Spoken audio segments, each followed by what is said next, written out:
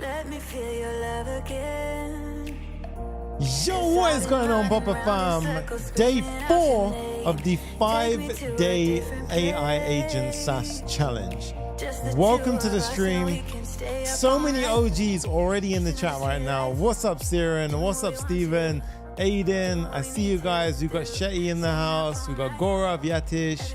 What's good, guys? Let me know where you're watching from. If you're watching the replay, drop a comment and then make sure to like this video. It's going to help this spread out to as many developers as possible. This one was an absolute crazy challenge. Today we've got the funnest part. We're going to introduce the AI agent. The whole concept of this entire challenge is coming to life today. We've got New Zealand in the house as well. What's up, Willow Papa? Let's go, guys. We've got Novice. We've got Aman Jamani. What is good, guys? I see loads of OGs in the house. Welcome, guys, to day 4 of the AI Agent SaaS Challenge. Get ready? Let's go. Boom. South Africa in the house. We got Zimbabwe. What's good, guys? International around the world.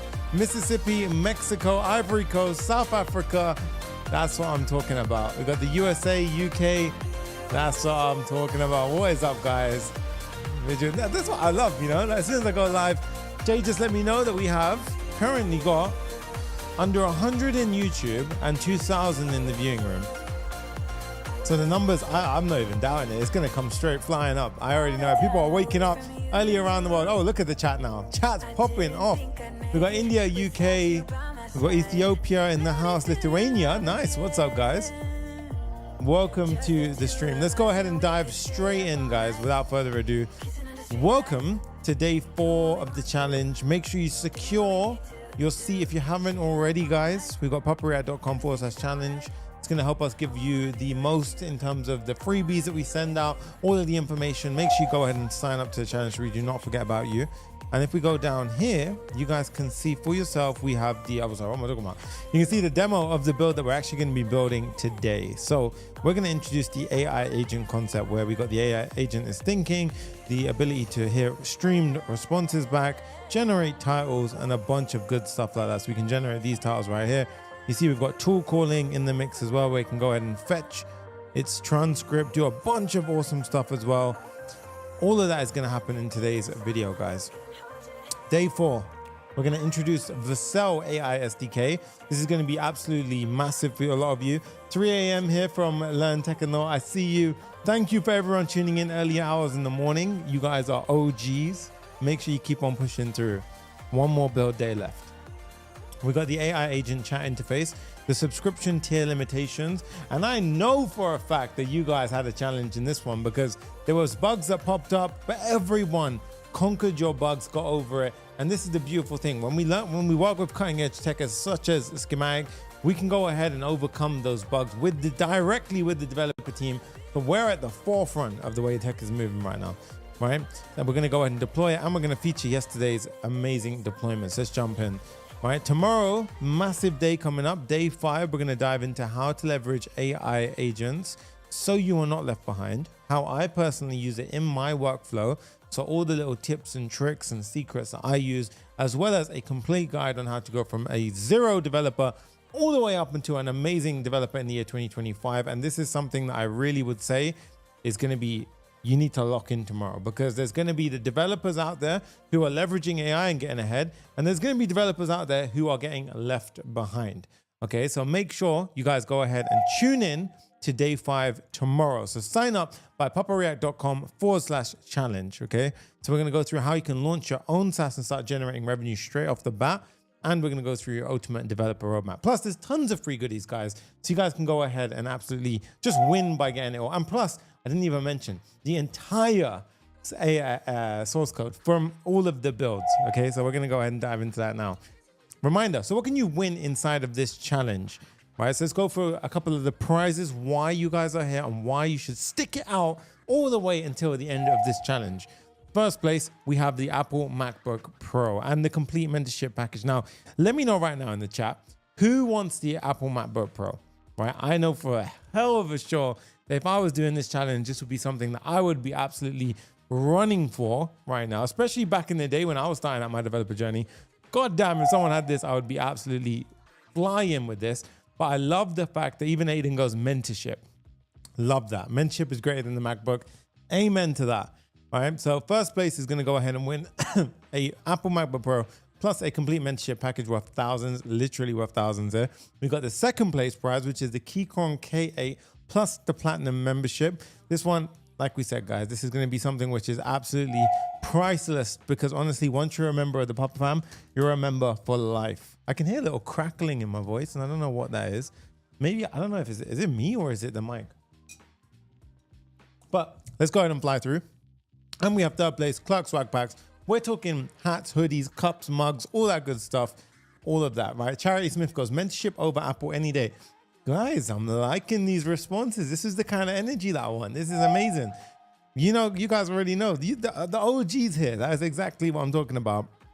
It's not the material stuff, it's the mentorship. Because the mentorship can lead you to buy as many MacBooks as you want. That's the truth of it, right? That's why I prioritize mentorship over everything all the way through, right? And we, of course, every single one of you that turned up right now, so 2,100 people watching right now, go ahead and get everything that I'm just going to go ahead and show on the screen right now. So everyone's going to get, if you stick around to the end of today, the Tailwind CSS book. It's day tomorrow, we're going to get a React 19 cheat sheet. So tons and tons of goodies to go ahead and give away, right? And of course, the AI Agent SaaS App source code is going to be given away as well. So the entire source code for the entire build is going to go ahead and get given away. So you guys have got tons and tons and tons to look forward to in this challenge. Right now, a couple of things. How do you win those prizes, right? The point system, a quick little reminder of this so you guys can see for yourself. 1 point, like and comment on this video and all the previous challenge videos, as well as subscribe to the channel. Couple of days going live, your voice starts to crack, but we're getting there. Do this on the video right now. Like this video. I'll wait.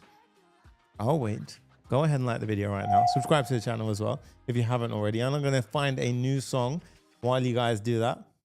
Let me go ahead and pop in. Okay, there we go. This is better. Let's get a bit more of a vibe going on. 1 point, make sure you destroy that like button right now. 2 points for tagging me in your Instagram stories. Guys, I love it. You guys have been doing it every day. It's absolutely awesome. Pull out your phone right now. Tag me in your stories. Right, tag me in your stories. I will go ahead and repost. It's so cool to see, especially when I can see either your face. That was so cool. Steven did it yesterday. So cool when I can see you guys in the flesh and you guys are actually real human beings behind the screen, as well as your setups. I love it. So Serum posts his setup. I love that kind of stuff. Go ahead and post me and tag me on your stories using the hashtag Papa Challenge, okay? And 3 points if you help someone with the homework. This is probably the most important part of the challenge. Helping people out in the homework and answering people's questions in the community. You guys saw yesterday, there was tons of this. We had Ayush solving Damien's schematic issues. We had Siren and Aiden, literally you two, dynamic duo out here, literally helping people out. So positive. Really love it, right? Even look at the messages you guys are writing. Absolutely incredible. Honestly, like makes me just take a moment to read those out and realize what we've built with this community. It's absolutely incredible, right? As you can see here, we've got a massive amount of community engagement. I'm just going to read some of the chat messages right now. Delvin goes, I know it's been said, but day 3 of the last challenge was brutal. This time you really surprised us all. Schematic is fire. Can't believe how simple the payment integration is. Facts. Schematic is absolute fire, right? Somebody goes, wait, is it 3:09 at Sonny's place? Who knows, guys? Who knows? Could be, maybe not. It's actually 3 p.m. at the moment, right? So let's go ahead and jump in. 4 points. We've got referral bonuses. Refer somebody, tag them in a post. That's easy as. And 5 points for homework submissions. If you go ahead and post. Have we got music in the background? Can you guys hear music? I'm sure you can. Let me know, Jay. But in this case, we've got Sumac is this buggy base new to. Oh, so some of you guys, it's actually 3 a.m. on the West Coast. That's absolutely crazy. All right. Jay, don't write no music. It threw me right off. Okay, in this case, we got 5 points as well. So in this case, you can go ahead and get 20 points if you submit every single day, right? And of course, let's jump into bonus points. What sets you out from the rest? We've got 50 points if you use the schematic link, 50 points if you use the Clerk link, right? Schematic link, the one on the screen right now, there's also going to be links in the description as well as in the community itself. So make sure you go ahead and do that. Oh, what did I do? I just pressed the wrong button. Yeah, there we go.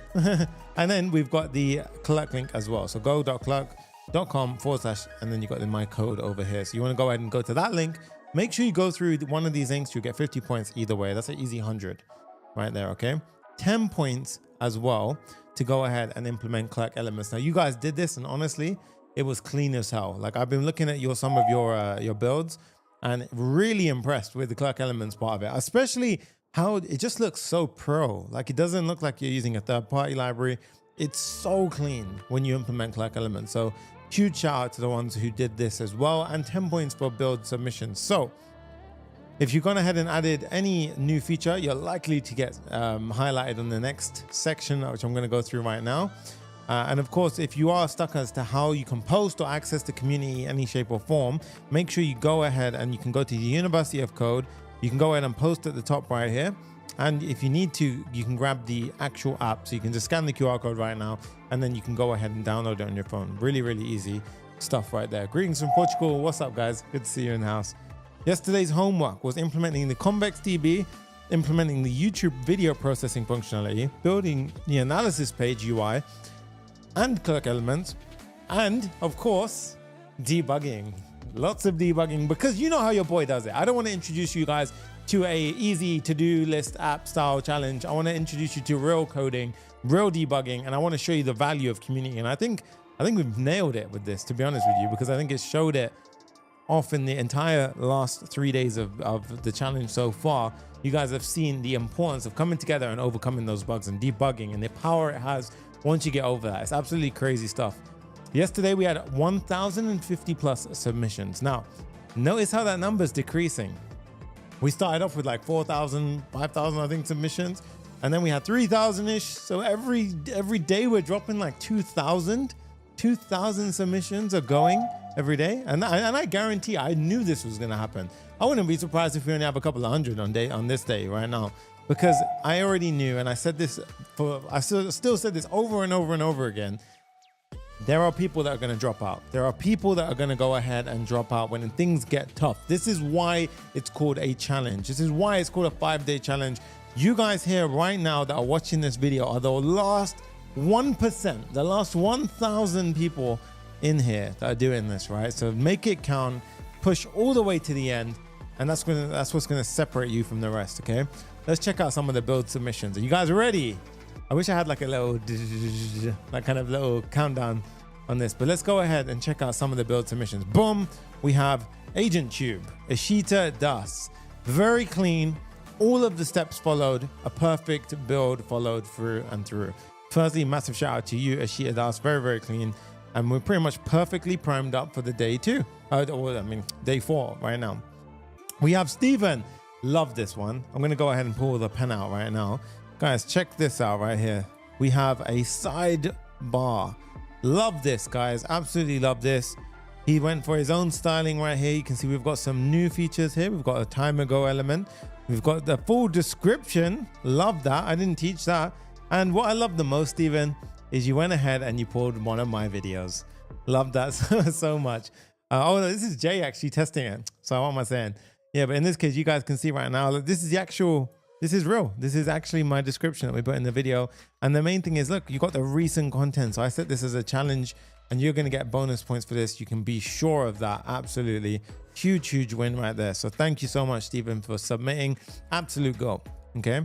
Look at this right here. We got Abdul Ali. Very clean. We've got the light and dark modes from yesterday implemented through on his design and everything over here. You see that we got this little remained section. I like that. That's very cool. I didn't know I could do this. We've got the remained 300 there. Very, very nice with smiley face. I guarantee that changes as it goes down. And then we have the Grant Gunderson, a very clean build of everything going on with the feature disabled. So you can see it's all working full through and through. We have Surendra ready. Again, very clean build. Some subtle changes in the styling. And then there's getting some really interesting ones, right?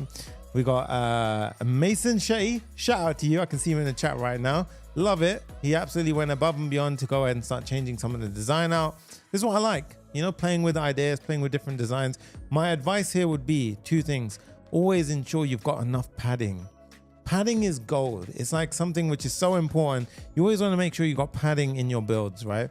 Padding, what I mean by padding is like these little gaps. This is perfect. Here, can you see how there's no gap? Be a little bit careful with that, but beyond that, well done for going ahead and changing it out.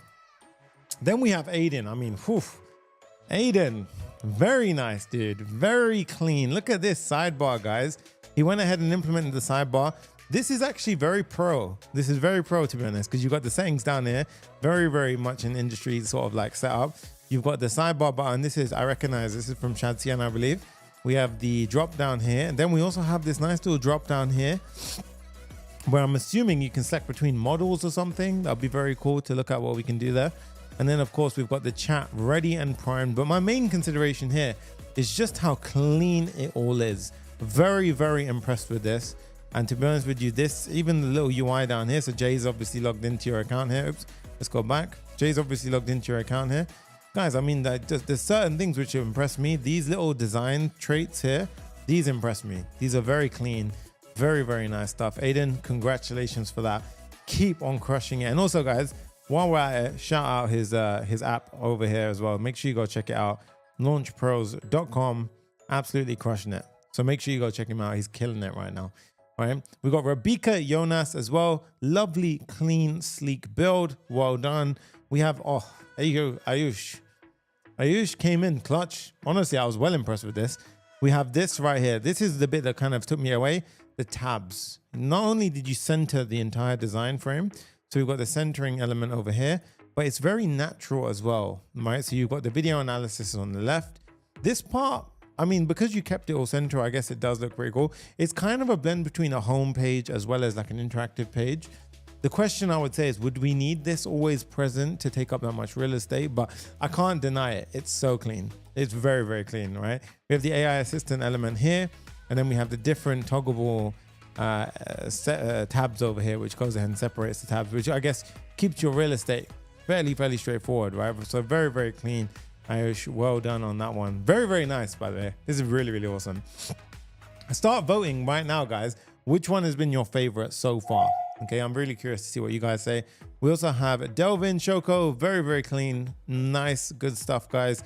I see he's given more of the space here to, you see that it's not really a 50-50, he's given kind of like a 60-40 split here. So I like it. It's just changing things up. Agent vibe, nice, very, very cool. Congratulations to everyone who got featured.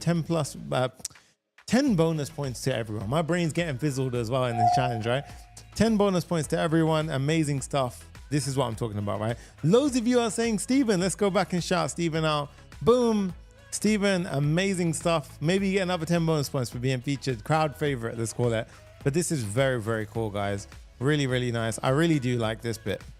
Very sleek. And there's little details as well here, like the truncating. What can I do to zoom in now? There we go. The truncating. Okay, where is it gone? There you go. Oh my God. Okay, here we have it. The truncating look. So there's it. There we are. You see these little dot? That's very, very clean. I really, really like that. Super, super sleek. Amazing stuff, guys. Content Pilot AI. Go check it out for yourself. Steven should win. He's a great dev on Sonny. Amazing stuff. There we go. Steven nailed it. Guys, you guys are talking it through. Who knows? Steven's absolutely killing it. Oh, I mean, I've got the slides open for some reason. Let's go through. All right, so well done to everyone. Before we start, remember, open your phone, tag me in your stories. I like this video already. If you haven't already, pull out your phone right now, tag me in it, and let's go ahead and dive into day 4, the final hurdle for the tech build before we go into the masterclass element. Today's Vercel AI SDK implementation, the tooling. So tooling, I mean this stuff right here. So how we can go ahead and literally get titles generated from this. So you see that what we're essentially doing right here is we're having an AI agent be able to access certain tooling and go ahead and act on our behalf. All we do is provide the tools, and then it has the capacity to decide which tools to go ahead and use and how to go ahead and use them, okay? So let's go ahead and dive straight in. I'm also going to limit users based on whatever tier they're in. So a couple of bits and bobs to do today, but I promise you, if you got past yesterday, today should feel like a breeze. Okay, so I'm going to give you a little bit of breathing room here as well. So this is more of a cool, wow, that actually works really cool kind of day. All right, so let's dive straight into it without further ado. Just like this dude here, or this woman. There you go. Hopefully all of us get past it better than she did. All right, let's go ahead and dive straight in. So we're carrying on from yesterday's build. And as you can see, we are in the transcription file. So let's go ahead and just going to move a couple of things around so we can go ahead and get working nice and smoothly now. I'm going to go ahead and pop this in over here. And let's go ahead and move this here. So get into a little bit of a flow right now. Pop open this, and this is where we got left off from yesterday. Okay, where we had the chat element. So what I want to do is I'm going to keep this open on one side, and then we're going to slowly break this down. Right now, a couple of things that we're going to go ahead and do, and obviously I'm going to go ahead and take our time to go ahead and like break this one a little bit more slowly and stuff. Look at this, Delvin goes, I got featured. What amazing stuff, guys. I'm going to go ahead and start breaking it down in terms of what tech stack we're going to do. So we're going to use the Vercel AI SDK. Okay, so in this case, we've got the Vercel AI SDK. And as you can see here, the AI SDK is a TypeScript toolkit designed to help developers build AI-powered applications and agents with the React, Next.js, Vue, Svelte, Node.js, and more. Okay, so I want to go ahead and mention as well, before we do anything, let's start a new easel here. Now, what is an AI agent? Okay, now what is AI agent? It's not just ChatGPT. So here we're gonna have our little AI friend. Where is he? Let me get where's my pen go? Let me get my pen. There we go. I got my pen. Oh, okay. Where? God damn it. Let's get my pen. There we go. Here we have it. So, boom. No, let's not do that. Okay, so in this case, we got the AI agent. So let's go ahead and call this our AI agent. Okay. Now, AI agents consists of three important things. The three important things are, and I'm going to just keep the energy a bit controlled right now because we want to go ahead and focus now. So it's going to be three requirements of an AI agent. Okay. So there are three requirements to be classified as an AI agent. The first requirement is, let me go ahead and move that out of the way. Oh, come. There we go, my little, there we go. The first requirement of an AI agent, move out the way, god damn it. The first requirement of an AI agent is the LLM, right? The model, LLM or model. We select one. So in this case, we can have, it could be anything. It could be Claude 3.7, let's just assume, okay? This is one aspect of it. So we plug this in to our AI agent. The second is the context. Let's move this up, right? The second is the context. Now, what is the context? Well, essentially, context could be a couple of things. It could be the messages. It could be a messages array. It could be something like the vector database or embeddings, right? It could be loads of different things, right? But in this case, we've got the LLM model is one requirement. The context is another requirement. And does anyone know what the third requirement is? I'm going to give you guys literally 10 seconds while I have a water break.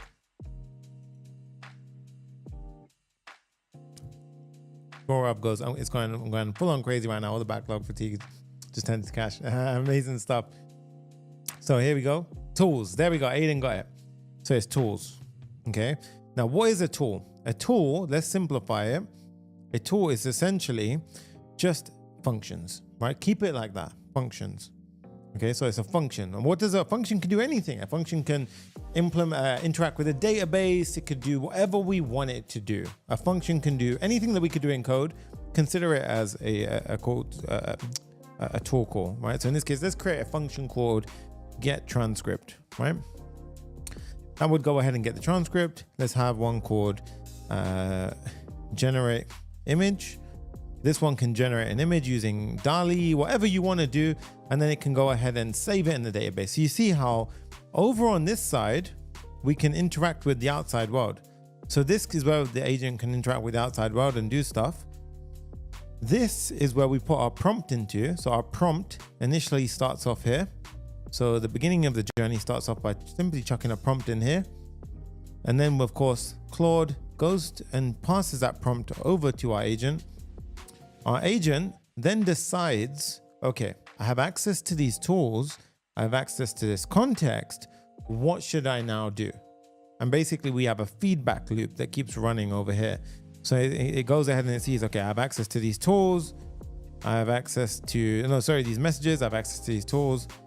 And then it goes back over here. And it basically will run through this until, boom, we get some kind of output, right? So this is essentially an AI agent at a very high level, right? So the three main things of an AI agent: LLM or a model.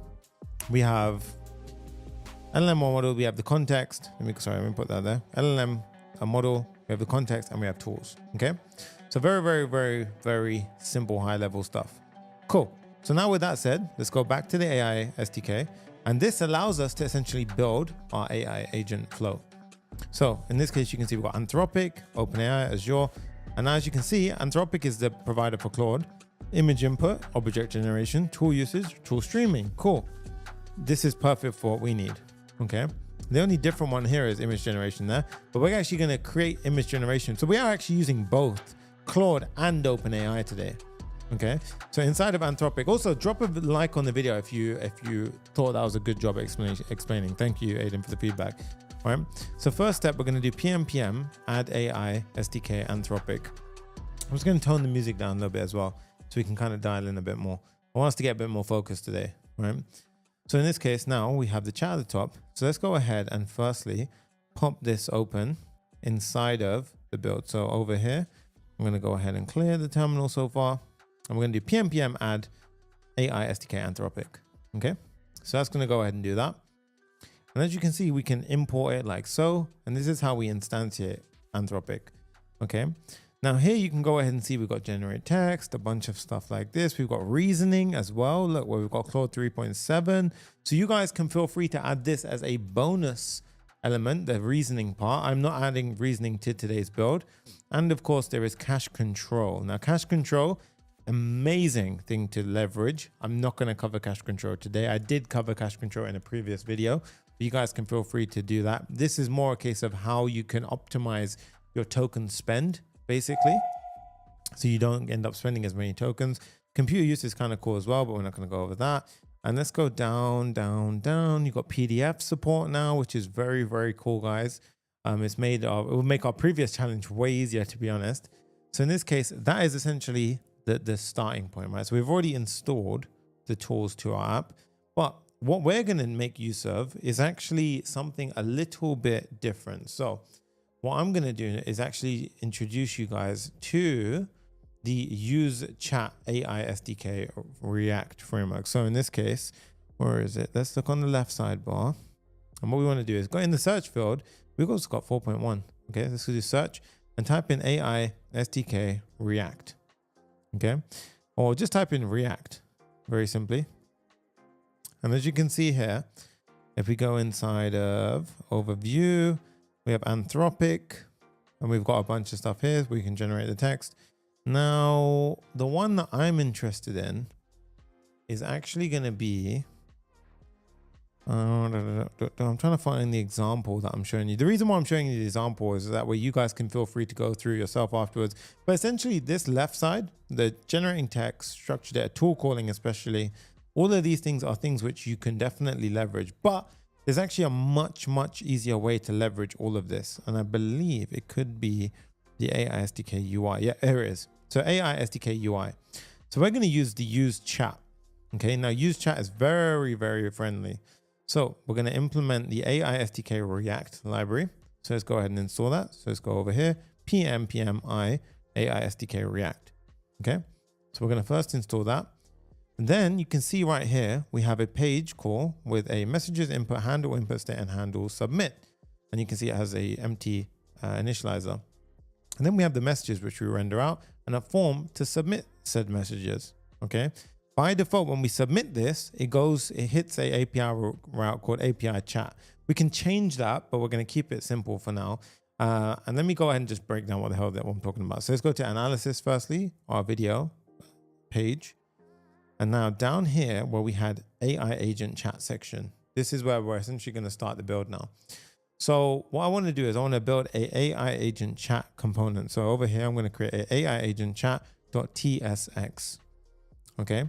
This is going to be a React functional component. And this one is going to be a client component. Okay. So it's going to be a client component. So we're going to go ahead and say use client. Okay. Now over here, what we're going to do is we need to accept one argument. This argument is going to be the video ID. Okay, video ID. So we take the video ID And now we're going to instantiate our use chat hook. So we're going to copy this example here and we're going to pop it in like so. So we've got the use chat hook. Let's go ahead and import this from the correct place. So in this case, it's not pulling it. So we're going to pull it ourselves from AI SDK. And as you can see, we've got the messages input, handle input. And if you could just do a comma, control, spacebar, you can see there's also a bunch of other things that we can get access to, like set messages, all this other stuff in case you need it. Okay.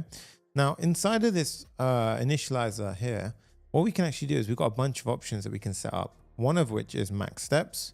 This is basically when we start calling tools. Remember in that flow that I spoke about earlier, where it can where we have the LLM, the context, and then we have the tools.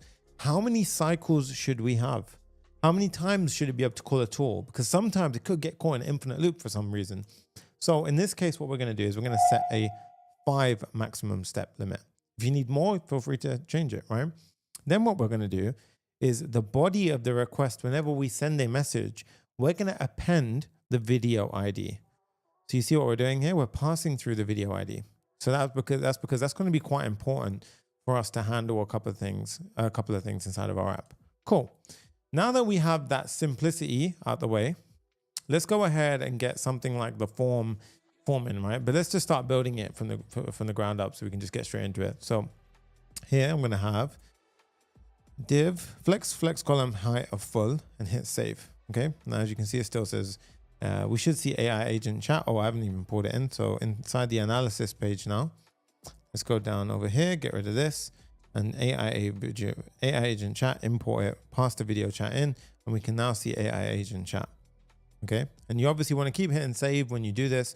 So that way you don't get, you can just test it out as you go. Now here we've got a div with a H2, which simply says AI agent. And this is freaking out. Why exactly? I don't know. Cannot find div. What the hell? Cannot find div. Crazy. All right.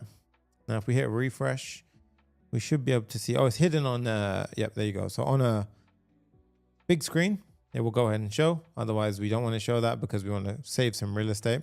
So that's just a header block. And then we have the actual messages themselves. Okay. Now, here, what we're going to have is a div. So what I want to do here is I want to have a scrollable div. So you notice how this is a scrollable div on the left hand side. So this chunk here. So let me just close that out.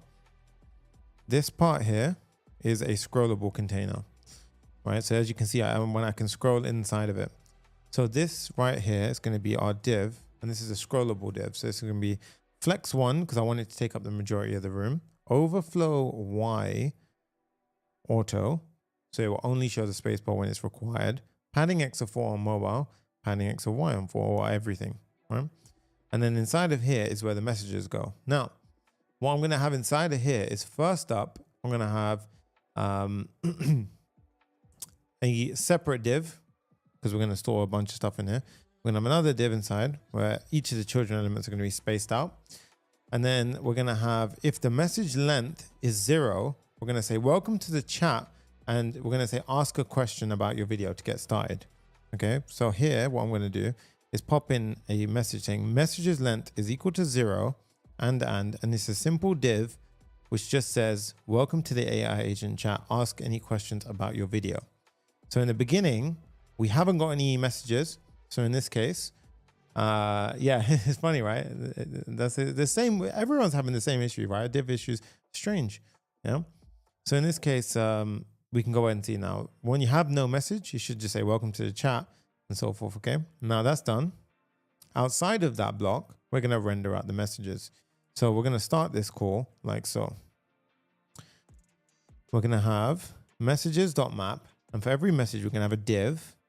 And each div is going to have a key. Now the key is going to be the message dot. And you can see each message has an ID. All right. And then we're going to go ahead and say, well, in this case, we don't even need that. And also here we can shorthand it. That message can be M, right? So it can just be messages.map for every message. Then we can go, you can do whatever you want. In this case, I'm just keeping it M. Right? So whenever we see M, it represents a message. Okay. Now inside of here, just to keep it simple for now, I'm just going to say P. It's going to be a message content. So in this case, message dot, M dot content. And as you can see, we don't have any messages at the moment. So we're keeping it super simple for now. Okay. Now, outside of this, I want to have a form. Okay. So outside of all of that, I want to have a form. So I'm going to have a div, and this is going to be the input form. So inside of this div, we're going to have another div, which is going to be spacing elements by 3. And this one is going to be a form. And this form is going to have a on submit action. This on submit is going to be called handle submit. Now handle submit, you notice they already give it to us in the use chat hook, right? Now for the outside div, we're going to say this one has a simple border T. And you can see that I'm starting to add the border here. Border T, border gray 100, padding of 4, and background here should be white. Okay. Now if you don't see what I'm doing here, that's essentially what I've just styled, right? So I've just made that white, okay? So in this case, I mean, is it like a chatbot? So this is, think of a AI agent being similar to a chatbot so we can communicate with it. However, it has the ability to call on tooling. Tooling is the game changer part here. The AI agent becomes an AI agent the minute it has access to tools. It can start interacting with databases. It can start doing things in your as yourself. So it can basically, imagine AI agents can schedule emails, they can go ahead and call on APIs, they can do so much stuff around what more than what just a chatbot. A chatbot cannot act on your behalf. A AI agent can act on your behalf. This is truly where the game changer part comes in. Okay, so inside of the form we have an input field. Now for the input field, and very good question by the way, keep asking questions if you got them, guys. All right. So over here, we're just going to have a placeholder bit of text for now saying enter a question. And as you can see, we've got a question popping up. A little bit of styling here. I'm going to keep it relatively straightforward. You guys can feel free to pause the video to add in your own styling. But right now, I'm popping in the following. Now for the form, I'm going to make it a flex with a gap of 2. So here we're going to say flex with a gap of 2. And now it uses up the full width. As you can see, very, very clean. Then underneath it, we're going to have a button. Now notice how I'm using a button from Shadcn, so UI button. Okay, so I've already installed that button. And then in here, we're going to say send, right? Just send. And as you can see, we got a nice little send button. Now for this button, again, I'm going to give it a bit of styling. I'm also going to give it some disabled styling. So in this case, I say, give it a bunch of styling and I say disabled. If it's disabled for whatever reason, then we give an opacity and cursor not loud. So if I was to go ahead and say that this is disabled, you can see how it looks. It's disabled now, and there you go, right? So we're going to obviously have that programmatically set down the line. Now, here's the cool part, guys. So if I was to type in hello and I hit send, okay, see nothing's happening, right? And if I look inside the console and I type in hello, hello, hello, hello, send, send, send, you can see nothing is happening here. If I go into the network tab, send, send, send, or fetch. Let's see if it shows here. So nothing is showing here. Yeah. So I'll make it more sense of it actually. I've got a better way to show you. We have the input field here. We have also got the input field, the button. The button here should be type submit. So in this case, hello. Okay, so that's fine for now. I have an idea as to what's going on. If I go up here, we don't have an API route. That's the truth. That's basically what's going on. Oh my God. Okay. Let's go down here. Cool. So what we need to do now is essentially have the API endpoint that is calling. Now I want to show you something. Inside of here, notice how we have API. Typically by default, this is actually the API route that we end up hitting. But so we're going to keep to that standard. We're just going to use that same easier route, API /chat/route. And can you see what they do? They've made it a very simple streamable response. Okay, so let's go ahead and do a very simple example to go ahead and get started here. And then I'll show you how this kind of ties together. So in the top level of our file, inside of our app directory, we're going to create an API folder / and we're going to say API / chat. Okay. Now inside of our chat folder, we're going to create a route.ts, and this is known as a route handler inside of next.js. Okay. Now for the route handler, guys, what we're going to do is the route handler is just going to be a simple post function. So this is a simple post function, okay? And it has a request object to it. And to be honest, what we could do is we could just say hello, right? So we could literally say hello, and we could just say return message hello, okay? Now if I was to go ahead and try and hit this right now, you see here we've got the app running. If I type in hi, nothing is getting sent right now. So I don't think I've even set the form up correctly, because we should have got some kind of error there, to be fair. Let's have a look at it. We've got the handle submit. Oh yeah, handle input change. Ah, my bad. So I completely messed up the handle input change. So we need to connect this to the import field. Otherwise there's no input. So here on the input field, we say that the value is input and on change is handle input change. Now you can see, we're starting to get somewhere. So let's go ahead and hit refresh. Hello world, enter. And like you see, it sent my message, but when nothing happened. Why is that? And as you can see, we see hello on the back end. So it's hitting this backend API. If we didn't add in the backend, you would have seen a 401, right? Or 404, sorry, not found message. Okay, so it wouldn't have found the API endpoint. So this is your first test run. You can just test it for yourself by saying hello 123 and type in hi. And now you can see like hello 123 in the API. So you know it's hitting that. These are steps you should be taking when you follow this build. If you don't get that same output, that's where you stop and you debug it. And you can see it retains the information about the previous messages. Okay. So how do we get access to a couple of the things like the video ID that we set up earlier over here? If you remember, how do I get that? How do I get the chat? You know, all of that stuff. How do I get it? Well, it's very, very simple. What we do, guys, is we actually just go ahead and say const messages video ID equals await request.json. And then what we can do is we can message out, we can get the messages and the video ID. So let's try again. Now I want you to pay attention down here, and you can see if I type in hello 111 and send. Oh, guys, look at this. 3 messages, role of user, content, hello world, hi, hello 111, some parts, and the video ID. Now we're starting to get a bit more dialed in. Okay. So at this point now we've got our information that we need to essentially do everything that we need to do. So what do we do now? Well, we can do basically we can either have a stream text call here where we basically go ahead and we just connect to something like GPT-4 Turbo, and we can basically stream the response back, and this will do exactly what we want. But in this case, we're actually going to be using Claude. Okay.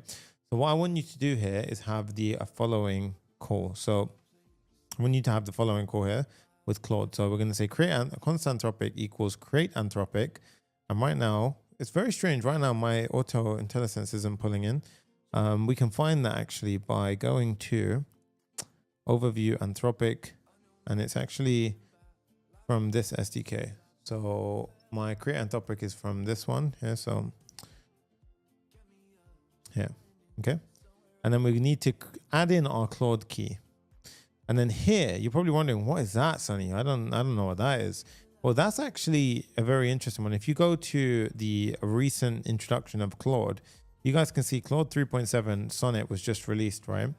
And one of the if we click into a quick start, you guys can see, if we see the code itself. So you can see that's firstly the model itself. But in one of their, where is it? It was in the release email that they sent over. They gave a very nice little addition where basically you can go ahead and pass in, I believe it might have been here. Yep. Tool use token efficient tool use. Does not currently work with the stable parameter tool, but basically what this is, token efficient tool use, is if you're using 3.7 Sonnet, it's capable of calling tokens in a token efficient manner, which save on average up to 14% output and up to 70% as well, right? So this just basically is going to help us reduce our token spend when we're calling tools over and over again. So we add in this header key, and then we add in the Claude API key. Now, for the key, what I'm going to do is, this one I have to be a bit more careful about because I don't want to expose a key. So Okay. Once again, I literally, as I said it, I did the exact thing that I didn't want to do. Well, in this case, I'm going to invalidate those anyway. But what we now need to do, it's crazy. All right, but what we now need to do is go to the Claude console. So Claude console. Okay. And what we need is Anthropic key, right? So this right here. So you want to go to your Anthropic key, and you see I've got a couple of builds here. All you want to do is create a key. Now, of course, I've been raking this thing in. So I've been like trialing. You don't need to add much to your key. The first thing is, will it cost you? Yeah, it will cost you. Yeah, you can go ahead and change this key to be using Gemini. My face is super bright right now. The sun's glowing outside. But you can use Gemini to make sure to allow for free calling. But in this case, we are using Claude 3.7. Okay, so in this case, create key. And then in this case, if I click on default, and in this case, it's just going to say AI Agent YouTube Challenge. And I click on add. Now, before I click on add right now, and I'm explaining what I can see. I'm clicking copy key on my screen. Okay, so there is now a key on my screen, and I've copied the key to it. Okay, and then what we can see here is it popped up on a modal, and I copied it. And as you can see, I've got the key here. And it looks something like that, skant, Okay, so once we've got that key now, what we do here, these are all keys I've exposed anyway. We're going to say Claude API key. Okay, and then what I do is I say, this is, I don't know what that is. But basically what I'm going to do now is I'm going to paste in my key, and I'm going to go ahead and save the file. So I've pasted in the key, and I've closed that file now. Cool. So we have the API key inside of here, and we have the this setup, right? So at this point now, what we can do is just try it out. Very, very simple trial experiment around now. So we can close that off. We don't need that anymore. So what I want you to do is, we're just going to start off with a very simple message. We're going to say const result equals stream text. Okay. Now stream text, we're going to pull this from, oh, that's very strange why my IntelliSense is not pulling in. We're going to pull that in from AI, which is our AI tool. We haven't actually installed the AI tool yet, so we need to go ahead and do that. So pm install AI, again from Vercel. And you guys can see for yourself, very interestingly enough, if I go down to, let's go back to where we were at previously. Oh no, so it wasn't this one. It was actually AI SDK. See this one, generate text AI. So there's a lot of different examples. You can even see AI SDK 4.1. This is very, very cool stuff. I would definitely recommend you guys get used to reading this text, understanding what's going on. It's just worth it in terms of like, look, you can replace what we're going to do today with the replicate API, which is an awesome API, by the way, and just to go ahead and, you know, update things. But in this case, let's stream text, for example, is what we're using. So I just definitely recommend you dive into the documentation yourself to have a look at what's going on. But here, what we're going to do is we have the model itself that we're going to pass in. Okay. So this is the model, and this is Anthropic, essentially, right? So it's this. So what I'm going to do, which I haven't done, one second, is, sorry, I've messed something up. Outside of here, we're going to say const. And you know what? We don't need to do this every time. So we can actually cut this out of here and pop it outside. And we can say const model equals Anthropic. And it's not Claude 3.7. What we're doing here is it's Claude 3, and it's not Claude 3.5, sorry, it's Claude 3.7, and that's the date. So we're saving it into our variable. And then here we can shorthand it. So we pass the model in like so. Okay. So once we've got this, and now what we can do is we can go ahead and make our call. So the rest of it is going to be the messages that we pass in. And right now the messages we can just pass through. We're just going to pass through as is to keep it very, very simple. And then we're going to have, this is also missing. I don't know if it needs any. I think it needs one more message, to be honest. Well, let's just give it a try anyway. Let's just see what this comes out with for now. Okay. So that, and then what we can do is we can return result dot to data stream response. We can get rid of this. Okay. So just a prime, simple example here. So let's go ahead and start our app up again. Something failed. So let's go ahead and restart the app, hit the refresh, and using AI to implement AI. Love it. So let's go ahead and type in hello. And will we get, oh, look at that. We have response, we have life, guys. Who are you? Look, who are you? And then look, boom, you see how it's streaming in? There we have it. We have streamed AI coming straight back at us. So first off, I want to show you guys that that's all it takes. That and that to have streaming, right? You can do, obviously you can get more complicated with LangChain, LangGraph, all this other stuff, but what's the need? You don't need to get really crazy with that, right? So I'm going to show you obviously a really smart way to be about this. And what we're going to do now is we're going to obviously do something way more interesting than just this. Okay. So the first step is I need to get the user who is logged in. So I'm going to say const user equals await current user. Now, if there is no user, I'm going to send back a unauthorized 401 message, right? The next step is I want to get the video details. Now, remember this call that we did here? Well, we can go ahead and say, we can actually use the exact same action that we used earlier to go ahead and pass the video ID and get the video details. So we can do all of that on the back end, right? Now, what we need next is a system message. Now, whenever we're working with AI, this is where you have to be really, I'm super bright right now on the screen. Wow, I can't even, I'm not going to bother changing it, but anyway, it's fine. Well, basically, it's all about prompt engineering to a degree, right? So what we give, okay, so it has a very much, and this is like a data science principle. If you have trash in, then trash goes out. If you have gold in, then gold comes out, right? So in this case, like we have to give it a good quote, okay? Intelligence now requires a special install for WSL. Oh, interesting, right? So in this case, I've got a quote here that I'm going to go ahead and pass to you. So system message, you are an AI agent ready to accept questions from the user about one specific video. The video ID in question is this video ID, but you'll refer to this as the video title or selected video. Use emojis to make the conversation more engaging. If an error occurs, explain it to user and ask them to try again there.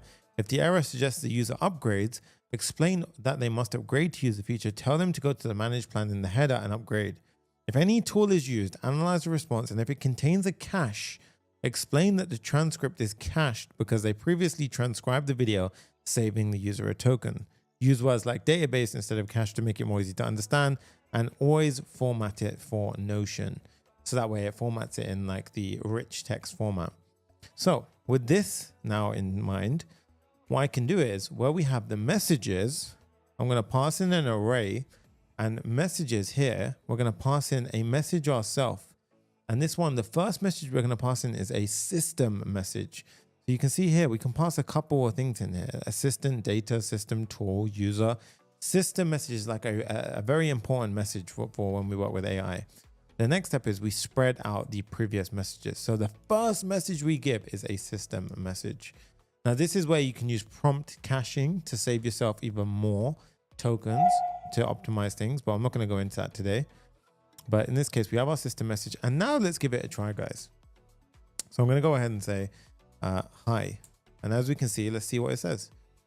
And now wait for it. It goes, hello, I'm here to help you ask any questions about this video. And as you can see, firstly, well, we're not formatting this to come back. We're not actually formatting the response, but you can see that's the Notion format. So if I was to copy this and paste it into Notion right now, it would show, but eventually we're going to render it out like so. Okay.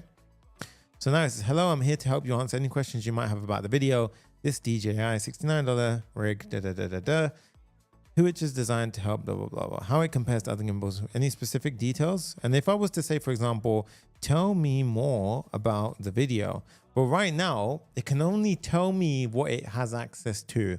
It doesn't have any access to any more information. So in this case, the video is a detailed review and demonstration, which particularly, so in this case, this case is hallucinating, to be honest with you, because it doesn't necessarily know much. The only thing I can say here that it has access to really is it's actually hallucinating here because we haven't given it the video details. We've just given it the title of the video. So right now this is basically getting made up. So you have to be careful about hallucinations. which is basically like AI made up data. So it can be very tricky to know, like, you know, is that real? Is that not real? So you have to be careful with that. So what we're going to do now is give it access to tools. So we've done the first two parts of the equation. We gave it, remember, there's 3 requirements to be classified as an AI agent: the model, the messages or the context, and part 3 is the tooling. So the tooling is the really, really cool part now. And this is where it comes in, the tool. So we pass in a object, okay? And inside of here, we have all of the tools. So now what we're gonna do is we're gonna generate our tools, right? So are we ready to generate the first tool? So the first tool, we're gonna go ahead and you know what, I'm thinking about it and I'm thinking maybe what I do is maybe I separate the tools into a folder because it might be easier for you lot to understand. Okay, you know what, let's do that. So at the top level, package.json, I'm going to create a new folder called tools. And inside of here, we're going to create our first tool called generate image.ts. Okay, and I think this might be easier. So we're going to have generate tool, and I'm going to have the route on the left-hand side. So over here, what I'm going to do, I'm going to create a function. So we're going to say export function, and I'm riffing this one as well because I haven't actually done this yet. I've done it all inline on my code, so I'm going to refactor it on the fly. So this essentially is going to be a tool. Okay, so generate image is going to be a tool, which is the following. So basically, I'll show you what essentially what we're going to do, and I'm going to refactor it accordingly. So the first tool we're going to have is going to be generate tool. So this is actually going to be what we can do here to make life a bit easier is we can have an arrow. So I'm going to do export const generate image, takes a video ID, and it gives us back a tool. So it's going to give back a tool, and tool comes from AI. And basically, there we go. Give me back a tool. Okay. So a tool requires a bunch of things, right? It requires a description, parameter, and so forth. So the description for the tool is to generate an image. Well, in this case, I don't want to start with this one. I want to start with the transcript tool. So let's do the transcript tool first. So I'm going to do another tool right now called transcript, fetch transcript.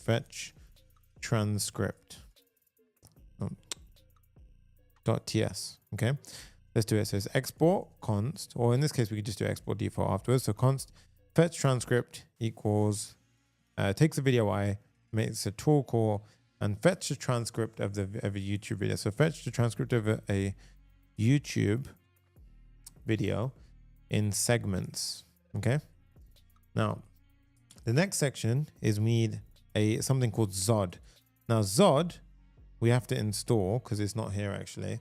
So Zod is basically a way to type check and make sure that things are in the right typings. So here we can do pm I Zod, and we're going to define our objects using Zod. Okay, so what we do is we go ahead and import Zod, and we can pass in the parameters. Now for the parameters for this one, it's going to be essentially an object with the video ID inside of it. Okay, so it's going to be an object with the video ID, which is a string. And then what you have to do is you have to describe the parameter. Now, why is this important? You might be wondering, this is strange. Why is he doing this? Well, what we do is we describe what the parameter is. And then basically this gives our LLM or model insight as to, oh, I see. So when I use that tool, I need to pass a parameter, and this is the information about the parameter. So in this case, it's the video ID to fetch the transcript for. So it starts figuring out, well, okay, so now I need to get this information and and so forth. And the next thing we have is an execute command. So in this case, what we then do is we have an asynchronous arrow function, which takes the video ID that we passed through. And what this will do is we're going to go ahead and get the YouTube transcript. Okay. So we're going to go ahead and get the YouTube transcript, which is, we haven't actually got this yet. So we need to create a get YouTube transcript action.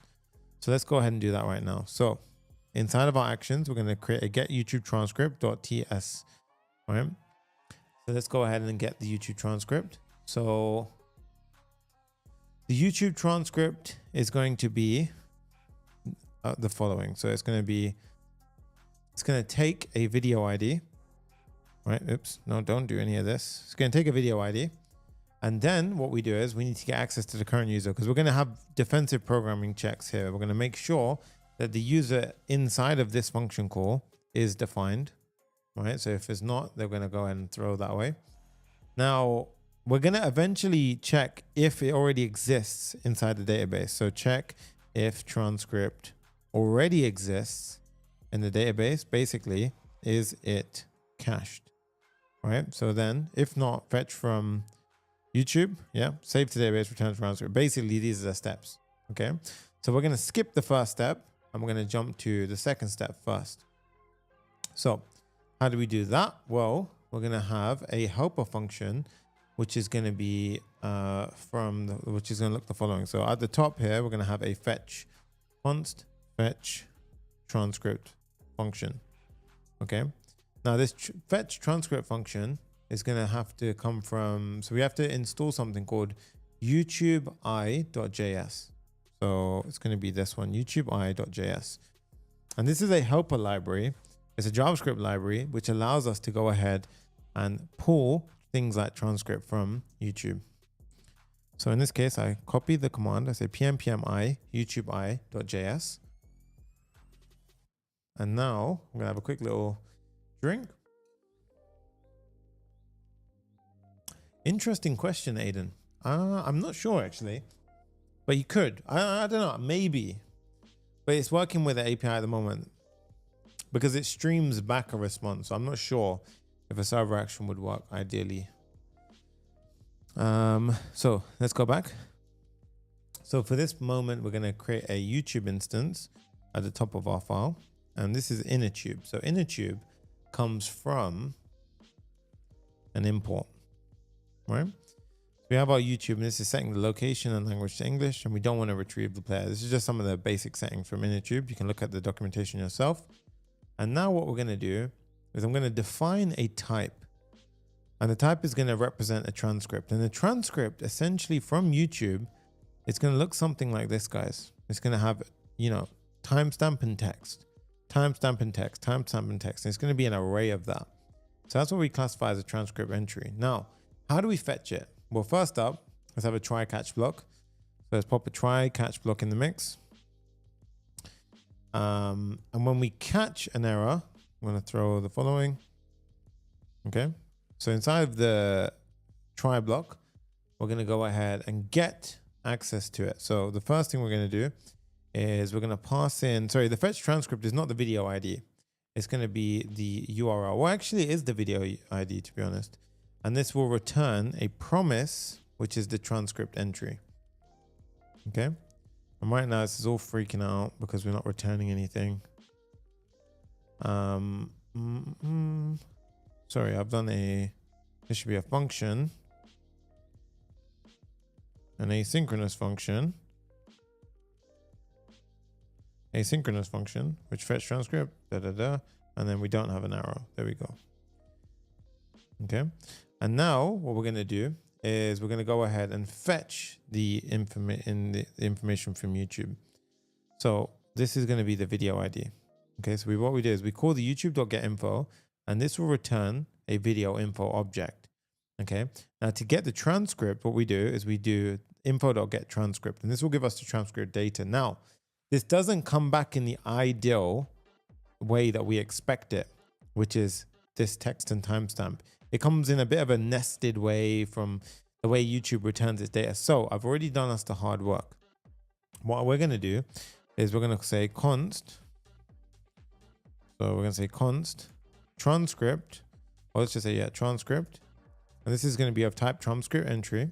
And then right now, to start with, it's going to be an empty array, but we're going to change this to be transcript.data. And we're going to map through every entry, and we're going to go ahead and get back our information. Now, this is not how we essentially do it. This is wrong. So what we do here, sometimes it's too aggressive, the thing. So in this case, we do transcript data.transcript.content.body.initial segments.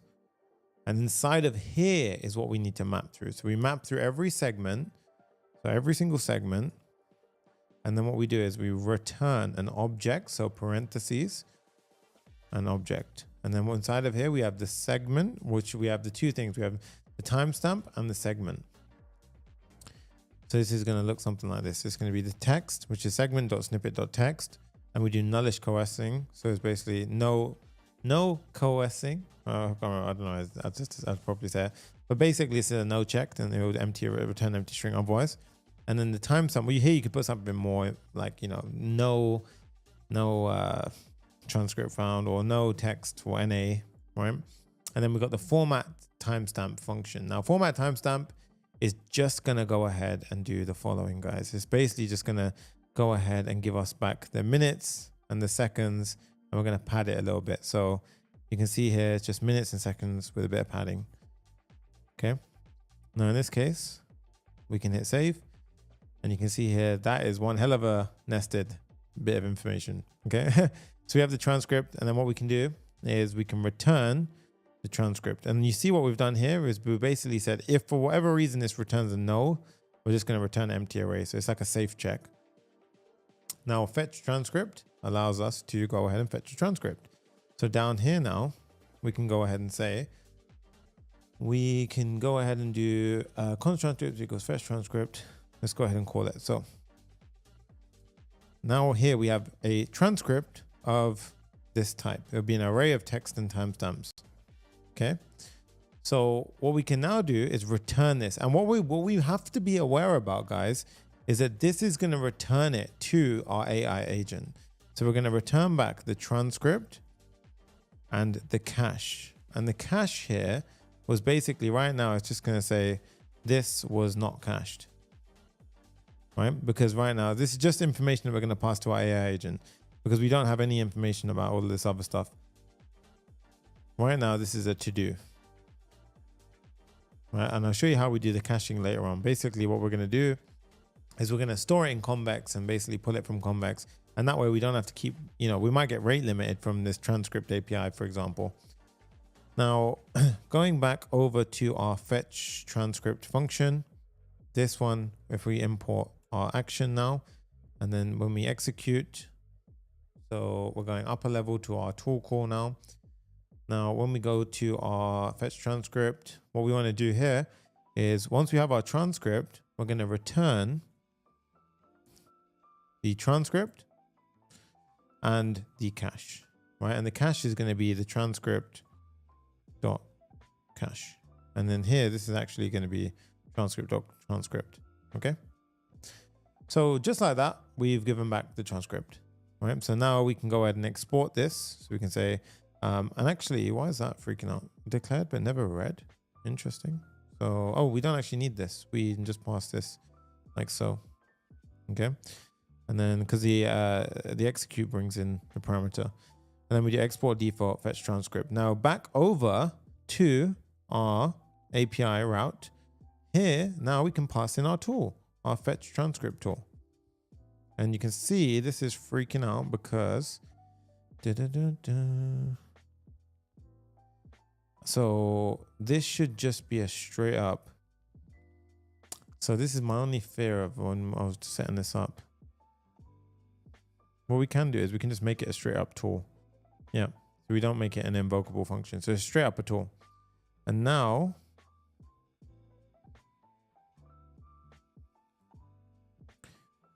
fetch transcript. Okay. So we have to give it a key and a value. In this case, fetch transcript. Well, that's weird. Okay. Anyway, that's fine. Still simpler than having it inline. So in this case, we got our fetch transcript, key, and the value. Okay. So that's going to be our first tool done. So now that we've given it a tool, let's see what it can do. So in this case, I can be like, hello, get me the transcript. Right? Hit enter and let's see what it says. So it says DGRSL, blah, blah, blah. Let me get that for you right away. Then it pauses and we don't know what's going on right now. And then look, boom, I've successfully retrieved the transcript. And now look what it's doing, guys. It's streaming a whole transcript to me. And this is actually the transcript for I guess it's the video. The president concludes that this is easily the best one they've ever tried. So it's basically summarized it and gave it to me. right? But the thing that we need to know here, more importantly, is you see, look, it says video details fetch, da da da. Let's go back over to the fetch transcript. Here, what I would recommend you do is you can go ahead and actually add in a bit of debugging if you would like to, right? So in this case, I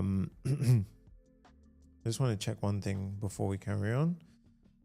Tool, yeah, that's fine. So what I'd recommend we do here is you want to make sure that you throw a bit of debugging in the mix, just so you understand what the hell is going on.